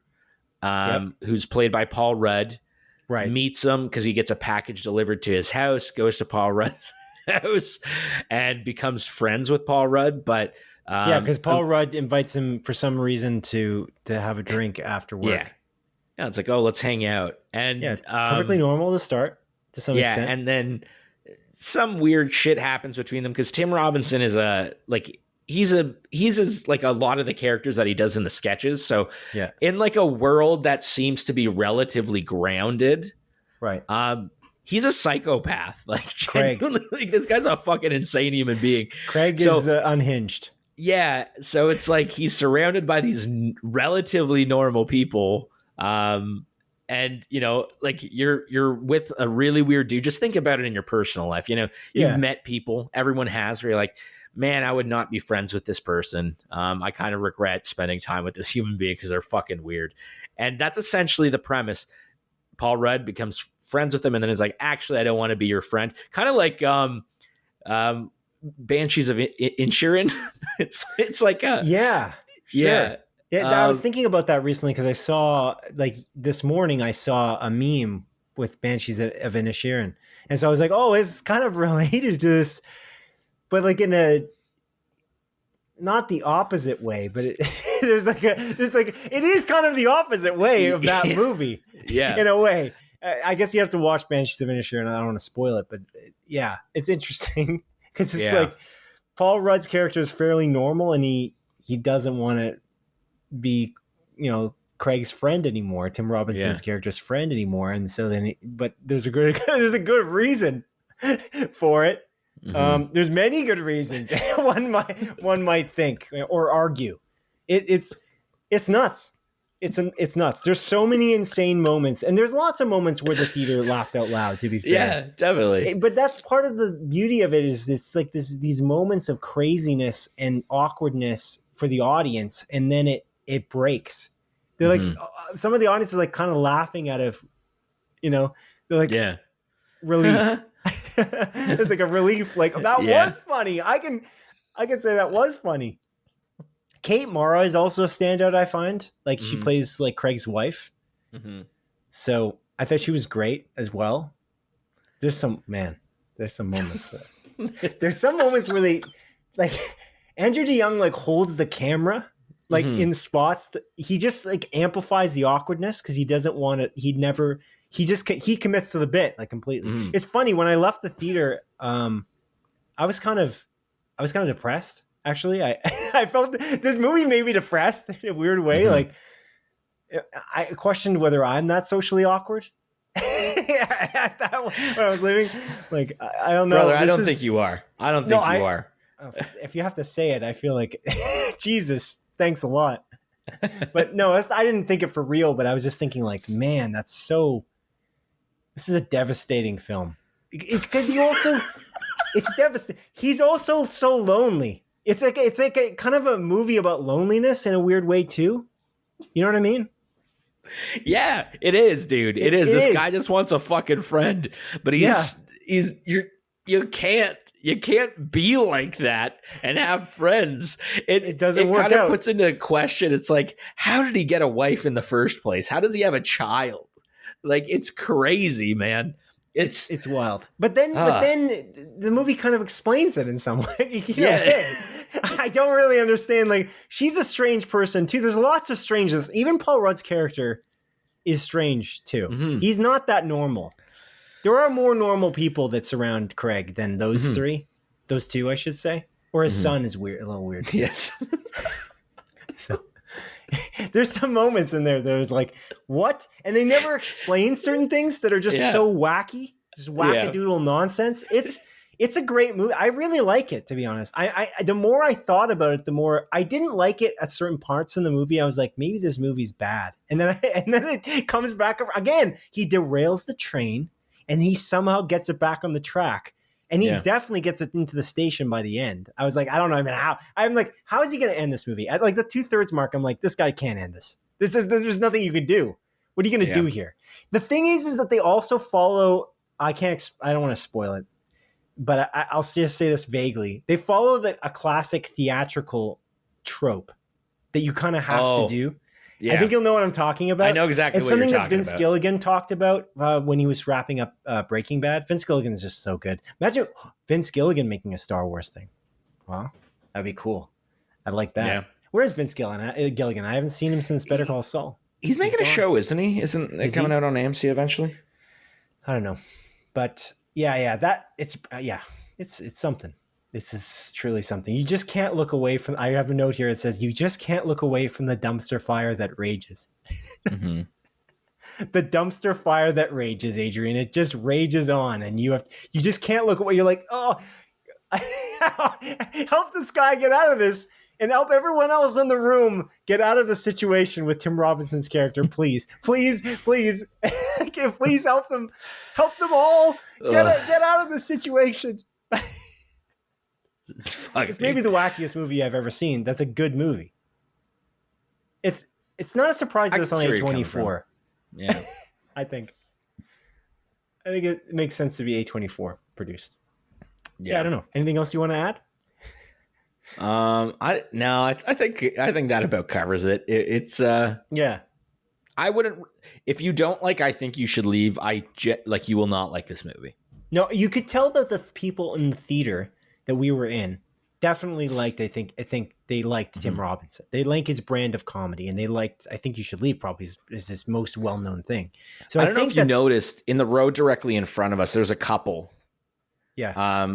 And a man and a woman, and when the lights turned on, there's like the woman sitting there, and I just remember her turning towards her boyfriend, and she had this like look of despair in her eyes, and I was like, oh, she fucking hated this. I was like, that is what Cassandra would have been like. I think so. That's what Dawn would have been like too, but she wouldn't walk out. I don't think. I think Dawn would have also disliked this greatly. I agree. Yeah. Like, I'm glad she didn't come to this. I called her after when I was leaving the theater because I felt lonely. There's something, I was with you, but there's something there. You did a funny thing where I was walking towards my car in the dark parking lot. You were standing there, and then you said goodbye, and then you were standing in a weird parking spot, like 3 parking spots away from your vehicle, and it was an empty parking spot otherwise, and it's dark out because it's like 11 p.m. And I'm walking away, and I look back, and you're just standing there awkwardly with your hands to your side, like a strange child, and you're just looking at me. And you just like nod at me. And then I like walk back to my car. I walked really slowly because I'm like, my car is like about 50 yards away. If I look back, is he going to be there? I'm like, yes, it is. He's going to be there. I'm going to see how much he's going to commit to this bit. And then I'm going to get to the car, and then I'm going to turn around very slowly, and I'm going to see him in that parking spot, just standing there, 2 cars away, 2 parking spots away from his car. And you did it. You committed to the bit just like this movie did. Mm-hmm. Really, it was impressive. Yeah. I appreciate it. I appreciated that very much. Thanks. But I also felt very lonely.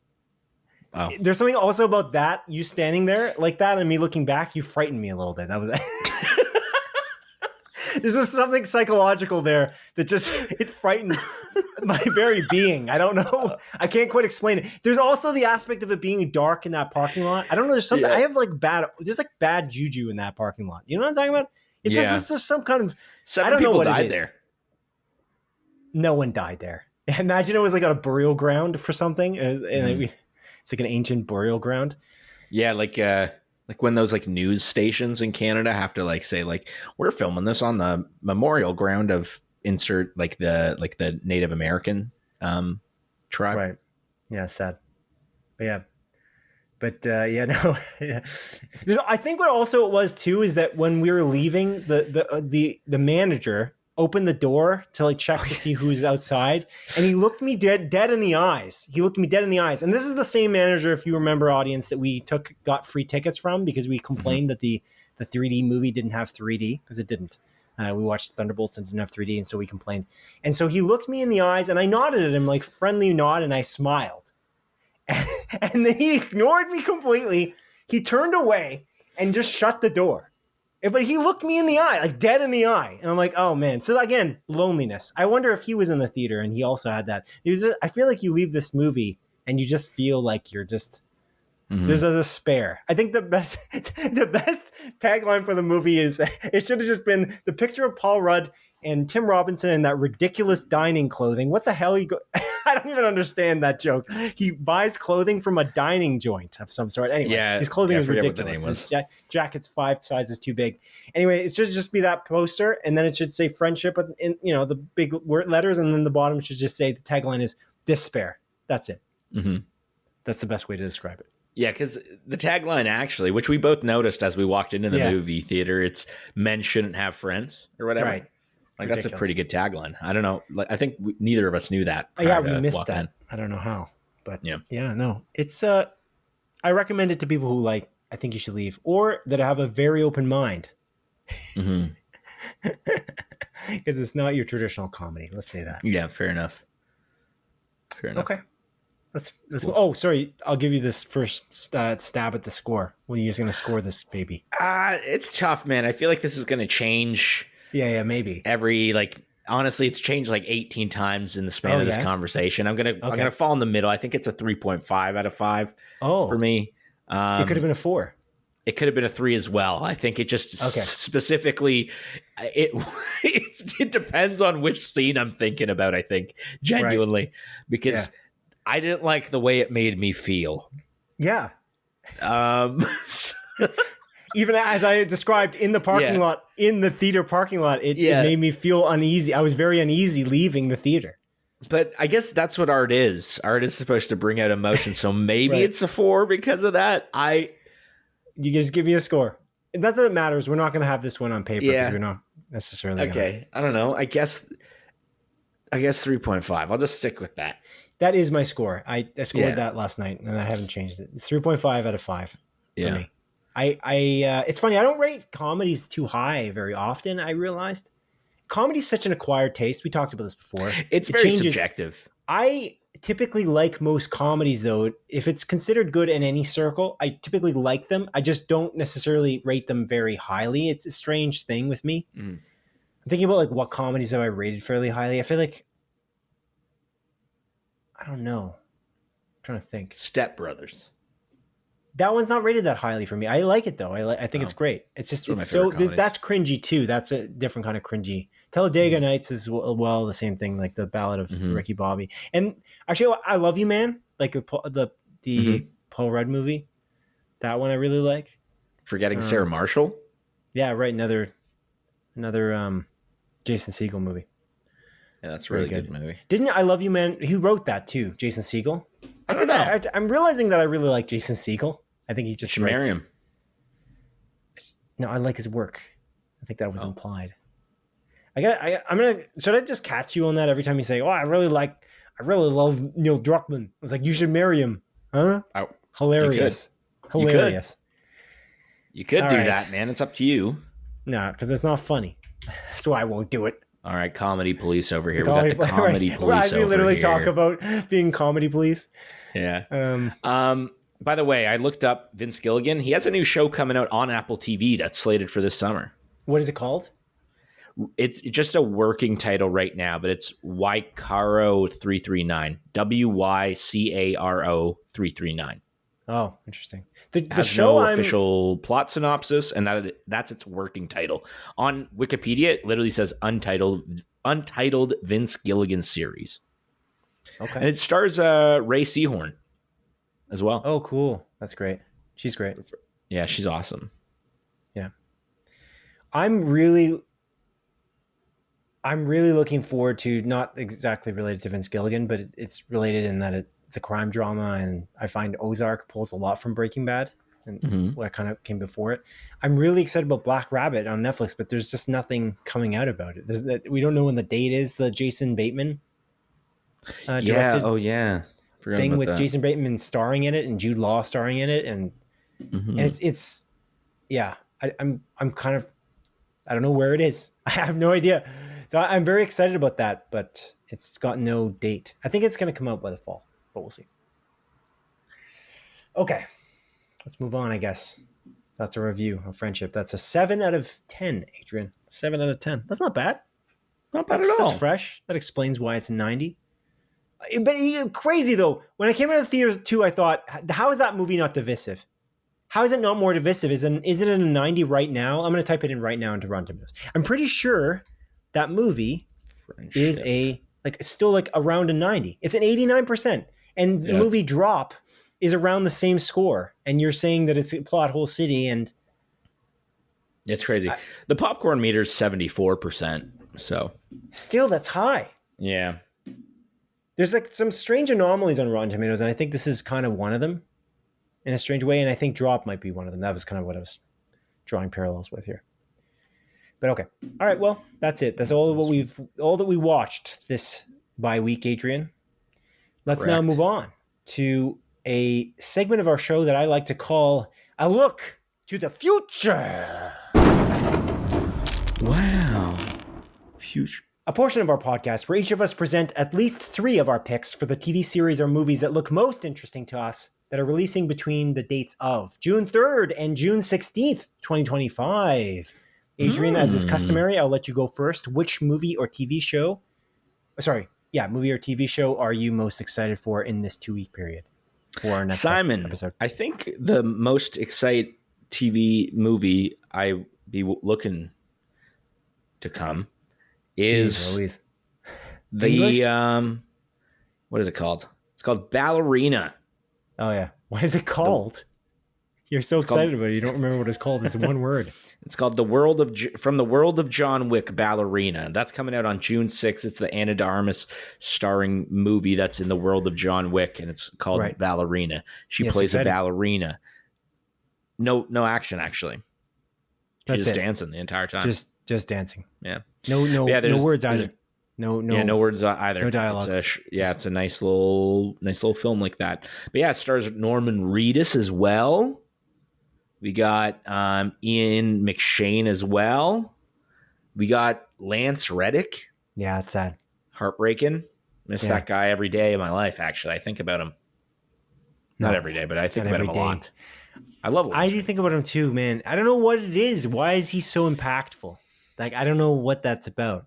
I think we have more of a connection with him because of our connection with video games as well. I think that's part of it. I'm playing off and on just to kind of just slowly get through it because it's just so beautiful graphically. But I've been playing Forbidden West, like Horizon Forbidden West. People really love him from Destiny 2, but his role in Horizon Forbidden West is unmistakable, and it makes me sad also that they're making a movie and he won't be in it, and he's just so he's so perfect. I don't know how can you even replace him in that game. I don't know. His likeness is in it. He's motion captured. It's really tragic. His roles are never huge. That role is pretty big in Horizon. Yeah, it's pretty big. It's pretty significant. I don't know. It's significant. He's honestly the most mysterious and significant character in that series.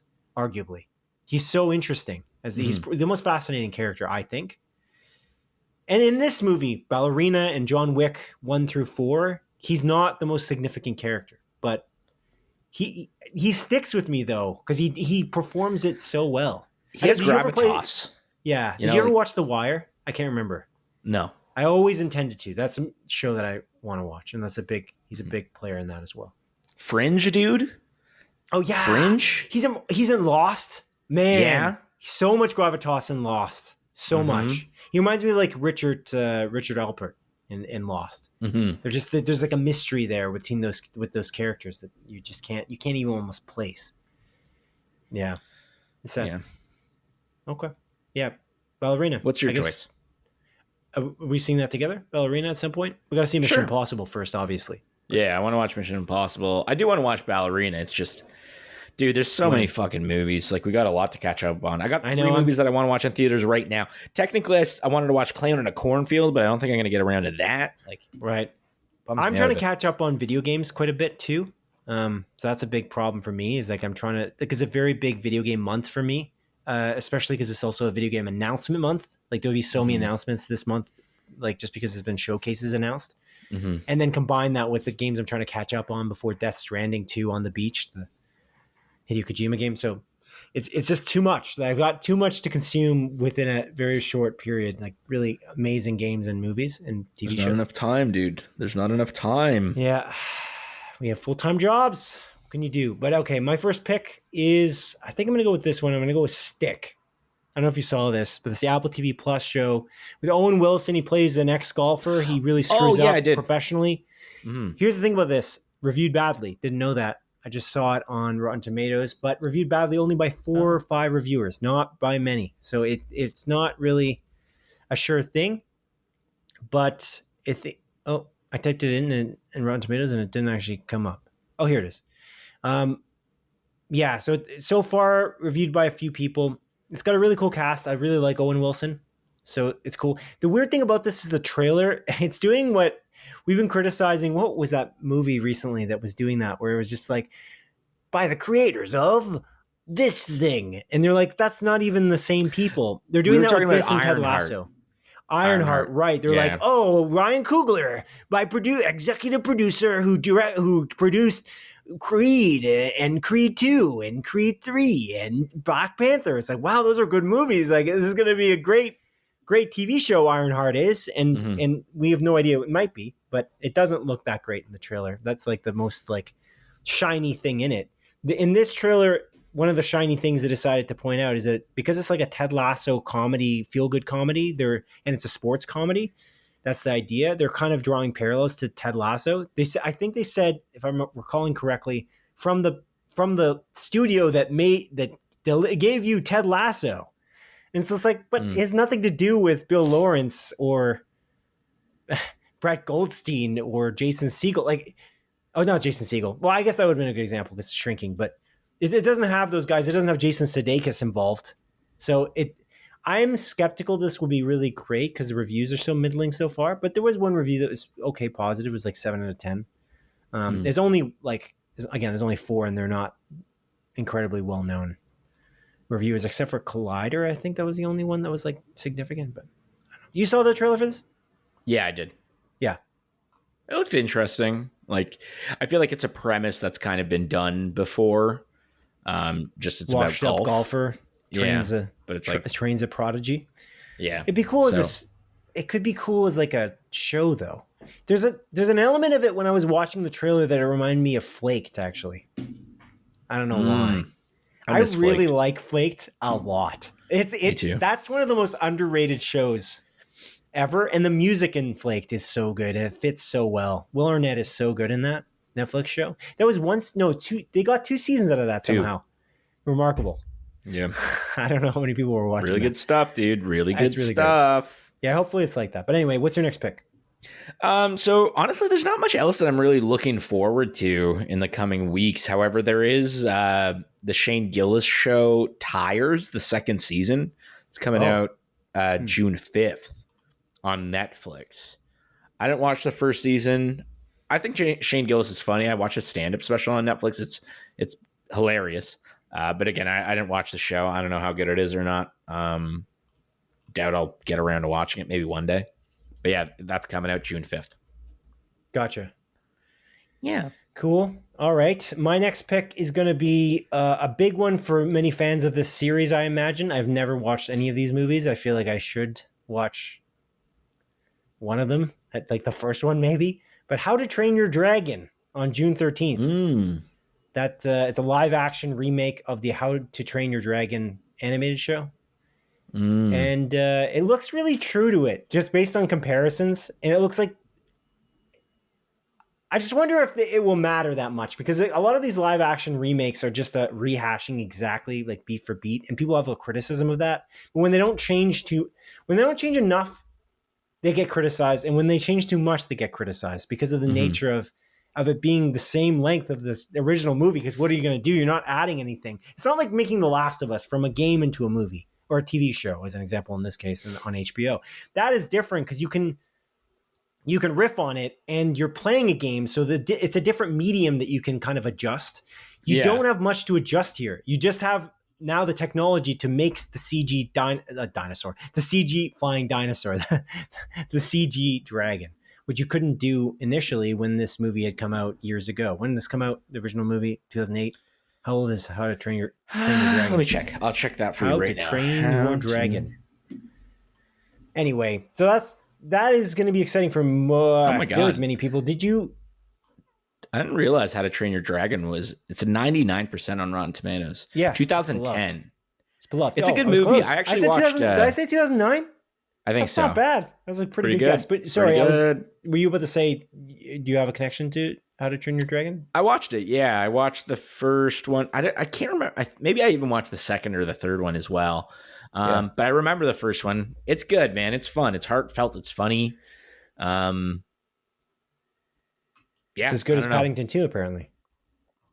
Well, no. That one guy, years later, decided to rate Paddington 2 negatively. Yeah, like, you know what? Paddington 2 is not as good as I think it is. Yeah, there's two. There's two of them. Filmauthority.com and some guy from Medium Popcorn. They both rated it a 2 out of 5. Dude, those outlets are as reputable as we are. Hashtag clickbait, am I right? Yeah. It's a good way to get it. It's a good way to get people clicking on your thing. I mean, I just talked about it, so there you go. I just gave them their tiny moment in the sun for the 5 viewers that are listening to this in New Zealand, you know? Mm-hmm. But, okay, cool, yeah. How to Train Your Dragon. So you going to watch this live-action remake or what? Maybe one day. I'm in no rush to see it, man. If I'm going to watch a live-action remake, it's going to be Lilo and Stitch. Right, Lilo and Stitch. All right, what's your next pick? So again, not too many interesting things coming out, but there is a movie. I think that it's like set in between the first and second season of the Netflix anime TV show Dan Da Dan. Apparently it's really good. Dan Da Dan.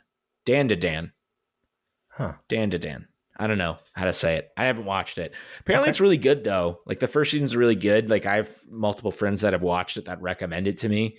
Right. It's easily accessible on Netflix. Who knows? Maybe I'll add it to my watch list and I'll watch it on my flight. Okay. Right. But yeah, there's a movie. It's called Dan to Dan Evil Eye, and it's coming out June 6th. You don't have to be ashamed to not watch Andor on your flight. It's okay. I'm gonna watch Andor. Bad. Okay, good. Don't worry. Do it. I'm gonna watch it. Good for you. I'm happy for you.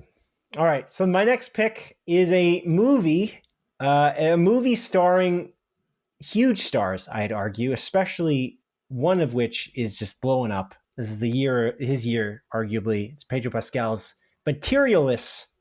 Oh. Materialists is coming out on June 13th, and it's directed by Celine Song. Oh, she's the one that did Past Lives, right? Correct. Very good. Past Lives. Did you see that? No, I really wanted to. It's on my list. Yeah. But Pedro Pascal, Chris Evans, and Dakota Johnson in a romantic comedy where they're rich people trying to date in the modern world. Is that what I get out of the trailer? I don't know. What I got out of the trailer is that like Dakota Johnson's character, she's like a matchmaker. Right. But she's never like been able to find love, and then she met like Pedro Pascal's character, and he's like a billionaire. Yeah, she's like, why does this guy like me? And then I think she meets up with like an old friend who's played by Chris Evans, like a childhood friend. Yeah, Chris Evans. Yes, and he's like a poor dude, and presumably she'll end up with Chris Evans by the end, or maybe not. Maybe it's a tragedy. Yeah, but it's like, I mean, come on, dude. Like if they're both nice people, and one guy's a billionaire and the other guy's not, like. You're going to pick the billionaire? Yeah, why the fuck wouldn't you?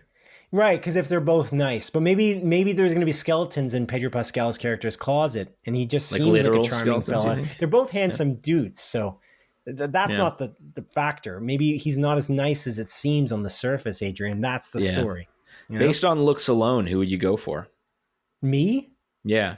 Not really into fellas, but Who would you go for? Do you have I asked one you in first, mind? man. I don't do, really yeah. know. They're both, handsome gentlemen. Are you talking about the actors themselves or the billionaire, like the characters? However you want to take it, I'll leave it up. Because the characters, I mean, there's an aspect of it being a billionaire. So am I going to be like a gold digger? Is that what you're saying? Maybe. Pedro Pascal, if we're looking at the actors, I must say, like, it seems like Pedro Pascal would be he's like a friend to all, isn't he?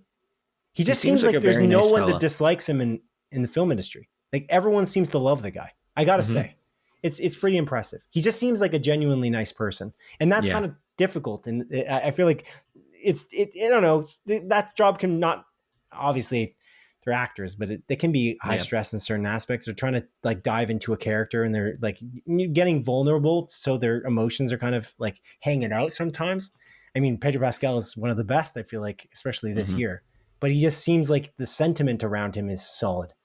Yeah. So I out of like the main cast, you choose Pedro Pascal. I don't know. Okay. No, that's fair. That's fair. That's your choice. If I had to choose, I would choose Dakota Johnson. Oh, the three characters. I got you. That's not what we're talking about, though. That's not what we're even talking about at all. Yeah, me too. I would choose Dakota Johnson too.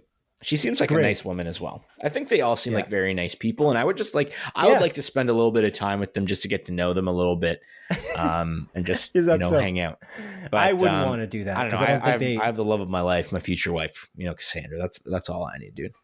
Right? Yeah, I wouldn't want to hang out with any of them because I would just be wasting their time. Let's be real. No, you wouldn't. No, you wouldn't. They would be lucky to hang out with a guy like you. No, so I've always thought about no. Here's the thing I've always thought about, and this is why I don't like, we've talked about this before, I think personally, I'm not sure if we did this on the podcast.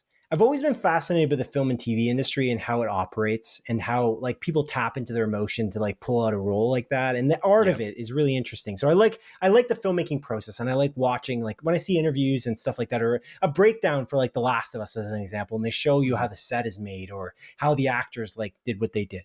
It's really interesting. And that's why I've always liked panels at like Comic-Con. But there's always this thing, even among our friend group, where a lot of people like this idea of going to like a Comic-Con or like Fan Expo and getting an autograph and like waiting in line. I've never been interested in that in a very fundamental way. I feel like for the reason I just said, like, I think I'm wasting their time. I thought they were getting paid, to be honest. Yeah, they're getting paid. That's like, cool, but I don't care that much. They're just a person, and I admire their work, and I think they're doing a great job. If I saw them on the street, I'd be like, wow, I loved you in this. You're really great. I wouldn't go up to them and say, hey, Lena Headey, you're actually that person. You're actually Cersei. I hate your guts, and like throw an onion at her or something. Because people are crazy, man. It goes both ways though. People like are like literally believe that they are the characters in some aspect. And then on the flip side, they literally get obsessed with the stardom of it. Like the stars like being there. And so I'm like, I feel like I'm removed from that aspect. That's why I always kind of felt. I admire their work, but yeah, I don't know. I see the appeal of like meeting them, but like not in the sense of like this person's going to remember me and love me. But I want to let this person know that I appreciate their work. Like I met Troy, like I went to Fan Expo 1 year.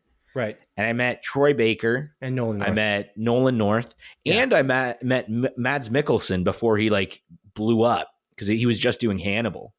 Right. And I remember so vividly, like waiting in line for Troy Baker, waiting in line for Nolan North, and there was no one waiting in line for Mads Mikkelsen. He was just sitting at the end there. And I remember I walked up to him. Yeah. And I was like, hey, like, I just want to let you know, like, I think you're amazing as Hannibal. Like you do such amazing work. Like I really appreciate it. He's like, oh, thank you. In his like amazing accent. Yeah, and that's cool. It was like, that's a really cool moment and it's ingrained in my memory. Does he remember me? Of course not. But like that was pre-Rogue One, that was pre-Death Stranding, that was pretty much everything, and it was just him and Hannibal. That movie got nominated for an Oscar again. One more. The drink drinks one. Up, drinks. One more drink. Something like that. Don't have any more drinks. No, it was have more drinks. It was drunk. Just another drink. Drunk teacher, man. Mads, great movie. He's so good in it. What is it called? No, he was in other things. No, Another Round. Another Round. He's in Casino Royale before that you saw him. No, I watched Casino Royale way later, dude. Yeah, because you saw it. Therefore, yeah, that's right. Yeah. I see. I don't know. I don't know. I get that it's cool. I appreciate you said I appreciate it. That's really great. I feel like that's cool. I just don't know how much are you really getting out of that from me saying it? You know, it's like, who am I? It's not really relevant. If I was in the industry and I actually was a director, I can see how great these guys are. Like, this cast in Materialists, I would be lining up to try to get Pedro Pascal as an actor in whatever it is. Like, I make sure the role fits him and make sure it fits. And because I admire his work. It's great. Neil Druckmann, same way. Like, if I was going to like hire a director as a producer, man, this guy, like, for a movie, like, I would hire him potentially because he's so incredible. But yeah, it's just the work that I'm more into. But there's the idea of going there and getting a photo. I'm just like, they're like kind of, it's for me. They're humoring me. I know, but like, why do I want to bother you to do that? That's what I always thought about. It's a strange that's thing. Fair. Again, they are getting paid. Like, that's what they're there to do. And it's like, cool. Now I have this memory of me and Nolan North taking a picture together and he's smiling. Yeah, that's nice. Yeah, that's nice. I have a picture with Nolan North. I get it. You know? I understand. It's cool. Yeah. No, does he know me? Will he ever recognize me? He won't remember you. No. But for me, it was nice. Right. Yeah. That's fair. But yeah, okay. Cool. Sorry, who was up? You're up. Yeah. What's up? No, we're done. We finished. Oh, we did all three each? Yeah. Oh, okay. I'll throw this in there for fun. I always have an extra one because we don't know what we're going to say. But I got Fubar season 2 on Netflix. Do you know about this show? Oh, that's the Arnold Schwarzenegger show? Yeah. It's got also somebody who wasn't that big, I think, when the first season came out, but she's gotten a lot bigger now, especially because she's in that recent movie by James Mangold. What's it called? Oh my goodness. My brain. It's the end of the podcast here. I'm forgetting what it's called. It's Monica Barbaro. She's playing opposite to Timothée Chalamet in the movie about Bob Dylan. Oh my God. Crazy, but I just don't remember the name of it. I've never seen this woman in anything. She's in Top Gun Maverick. That was the big thing. I think she kind of blew up in after. I think Fubar happened first or around the same time as Maverick. Fubar is weird because it's reviewed pretty poorly from what I recall. But people seem to like it. I was looking at the comment section below the trailer, and people are into it. They're like, "Oh man, I'm so excited for this season!" And it's got this season apparently has Carrie-Anne Moss as like some kind of a Russian spy or something that seems to know Arnold Schwarzenegger's character. But yeah, the audience score much higher than the. Not that much. It's only 68%. I mean, it's 18% higher than the. That much? It's a pretty good percentage. Yeah. Okay, that's it. That's cool. My honorary mention. But yeah. You kept saying you didn't know what to talk about, and then you didn't say How to Train Your Dragon or Materialists. So I was like, wait, those are pretty I don't know why I didn't realize those were coming out. Yeah, I got a pretty good system going. I've got these two websites that seem to do an okay job giving me the scoop. Sometimes though they give me a thing like, what did I say, Ma 2 weeks ago? I'm like, yeah, Ma. They were like 4 weeks ago. I'm like, Ma, the movie with Octavia Spencer. I'm like, wait a second. I think Ma might have come out like 4 years ago. Came out like at the beginning of the pandemic or something. I don't know how I thought it was coming out now. I haven't even seen a trailer for that in forever. But anyway, okay, well, that's it. Yeah. That's it. That's all, Adrian. Do you have anything else to say before we wrap this guy up? No, let's wrap it up. Let's get out of here, Simon. All right, my friend and audience, thank you for listening to episode. Oh, God, I completely forgot. This is really important, actually. So I was going to do this at the beginning of the show, but then you had that long story about planes, which was entertaining, by the way. I don't want to diminish it. Thanks. But thanks. I'm sorry. I'm stuttering. What's happened? Can you hear me? Yeah. Okay. My AirPods just did a little dingy ding. Oh. But last week you said something interesting to me. I made a promise to you that I would only recommend one thing to you at a time, and I would. Yes. And I wouldn't over recommend, because I find that annoying. I feel like I did that to my brother, and I feel like he's overwhelmed. He doesn't know what to watch. And I think he gets recommendations from his friends over and over again. And it's like, I'm going to recommend one thing at a time to each person based on when I see it to be fit. And this is a key element. Last week, you recommended something to me called Clair Obscure Expedition 33. And you said that's the one thing you're recommending to me, Simon Eady, personally. Is that correct? Do I understand that correctly? Okay. Yes. Because I respect you and your opinion, and I take this seriously because I'm trying to do this now. And I expect you not to recommend me something else until I've finished Clair Obscure Expedition 33. But you see here, I've got the confirmed purchase option on PlayStation that I'm going to literally hit the button here, and I'm going to buy a Clair Obscure Expedition 33. I try to play 3 games at once. I've got an opening at the moment. I'm going to try to get through the games that I'm playing a little bit faster. But I have to just kind of open it up because Death Stranding's coming out, and I got to make sure there's time for all 3, because 4 is too much. But I'm going to do it right now. I'm going to hit confirm purchase. You're going to see me do it. The audience can't see this, but you can on an iPad. I'm hitting it confirm purchase, and here it goes. And this is going to give me an error, I'm sure. That would be so fun. No, it did it. Oh, nice, dude. There it is. Wow. There's the proof. That's amazing. So I did it. Because I do respect your recommendation, assuming you did that personally and not just because you like it. And I guess we'll see how good that recommendation is, won't we? I hope you will like it. I know you're not a big turn-based guy, but I think this is a good entry point into turn-based games. But apart from that, I think just from a storytelling perspective, you're going to enjoy it. I'm excited. It's also not too long, which is going to help me with the how many games I have to go through in movies and TV shows. Like, it's so much. Like, we're about to start potentially season, whatever it's on, season 4 as well. We got Andor cooking. We got Dead Reckoning, Final Reckoning. We got to go see Ballerina potentially. Lilo and Stitch, as you said. Yeah, Lilo and Stitch. A lot to watch. But anyway, so that's a little thing there. I thought I would honor you. Thanks, man. That's super cool of you. Look at this. Now you made my week twice. You told me that you loved me unprompted, and you're taking my recommendation to heart. You really do love me. Thanks. Let's not get too crazy with it. It's funny. I said really do. That. Did I say I love you the same day that there was that we watched? No, it was the day before. I can't remember now. Was it the day before we watched Friendship? I'm just trying to think. Like, there was an element of like Tim Robinson's character is obsessed with Paul Rudd, like obsessed with him to the point where I'm like, should I have told Adrian that I love him? No, I'm kidding. I don't mean that. But my still, goodness. It's crazy. It's just you think you look within when you see that kind of antisocial, awkward behavior. You think, am I that guy? I can't be that guy. You're not that guy. You're not that guy, pal. Thank you. I appreciate you saying that. All right, let's end it now. Right, the podcast. Jesus. Thank you for listening to episode 111, audience, of Split Focus, a film and TV podcast.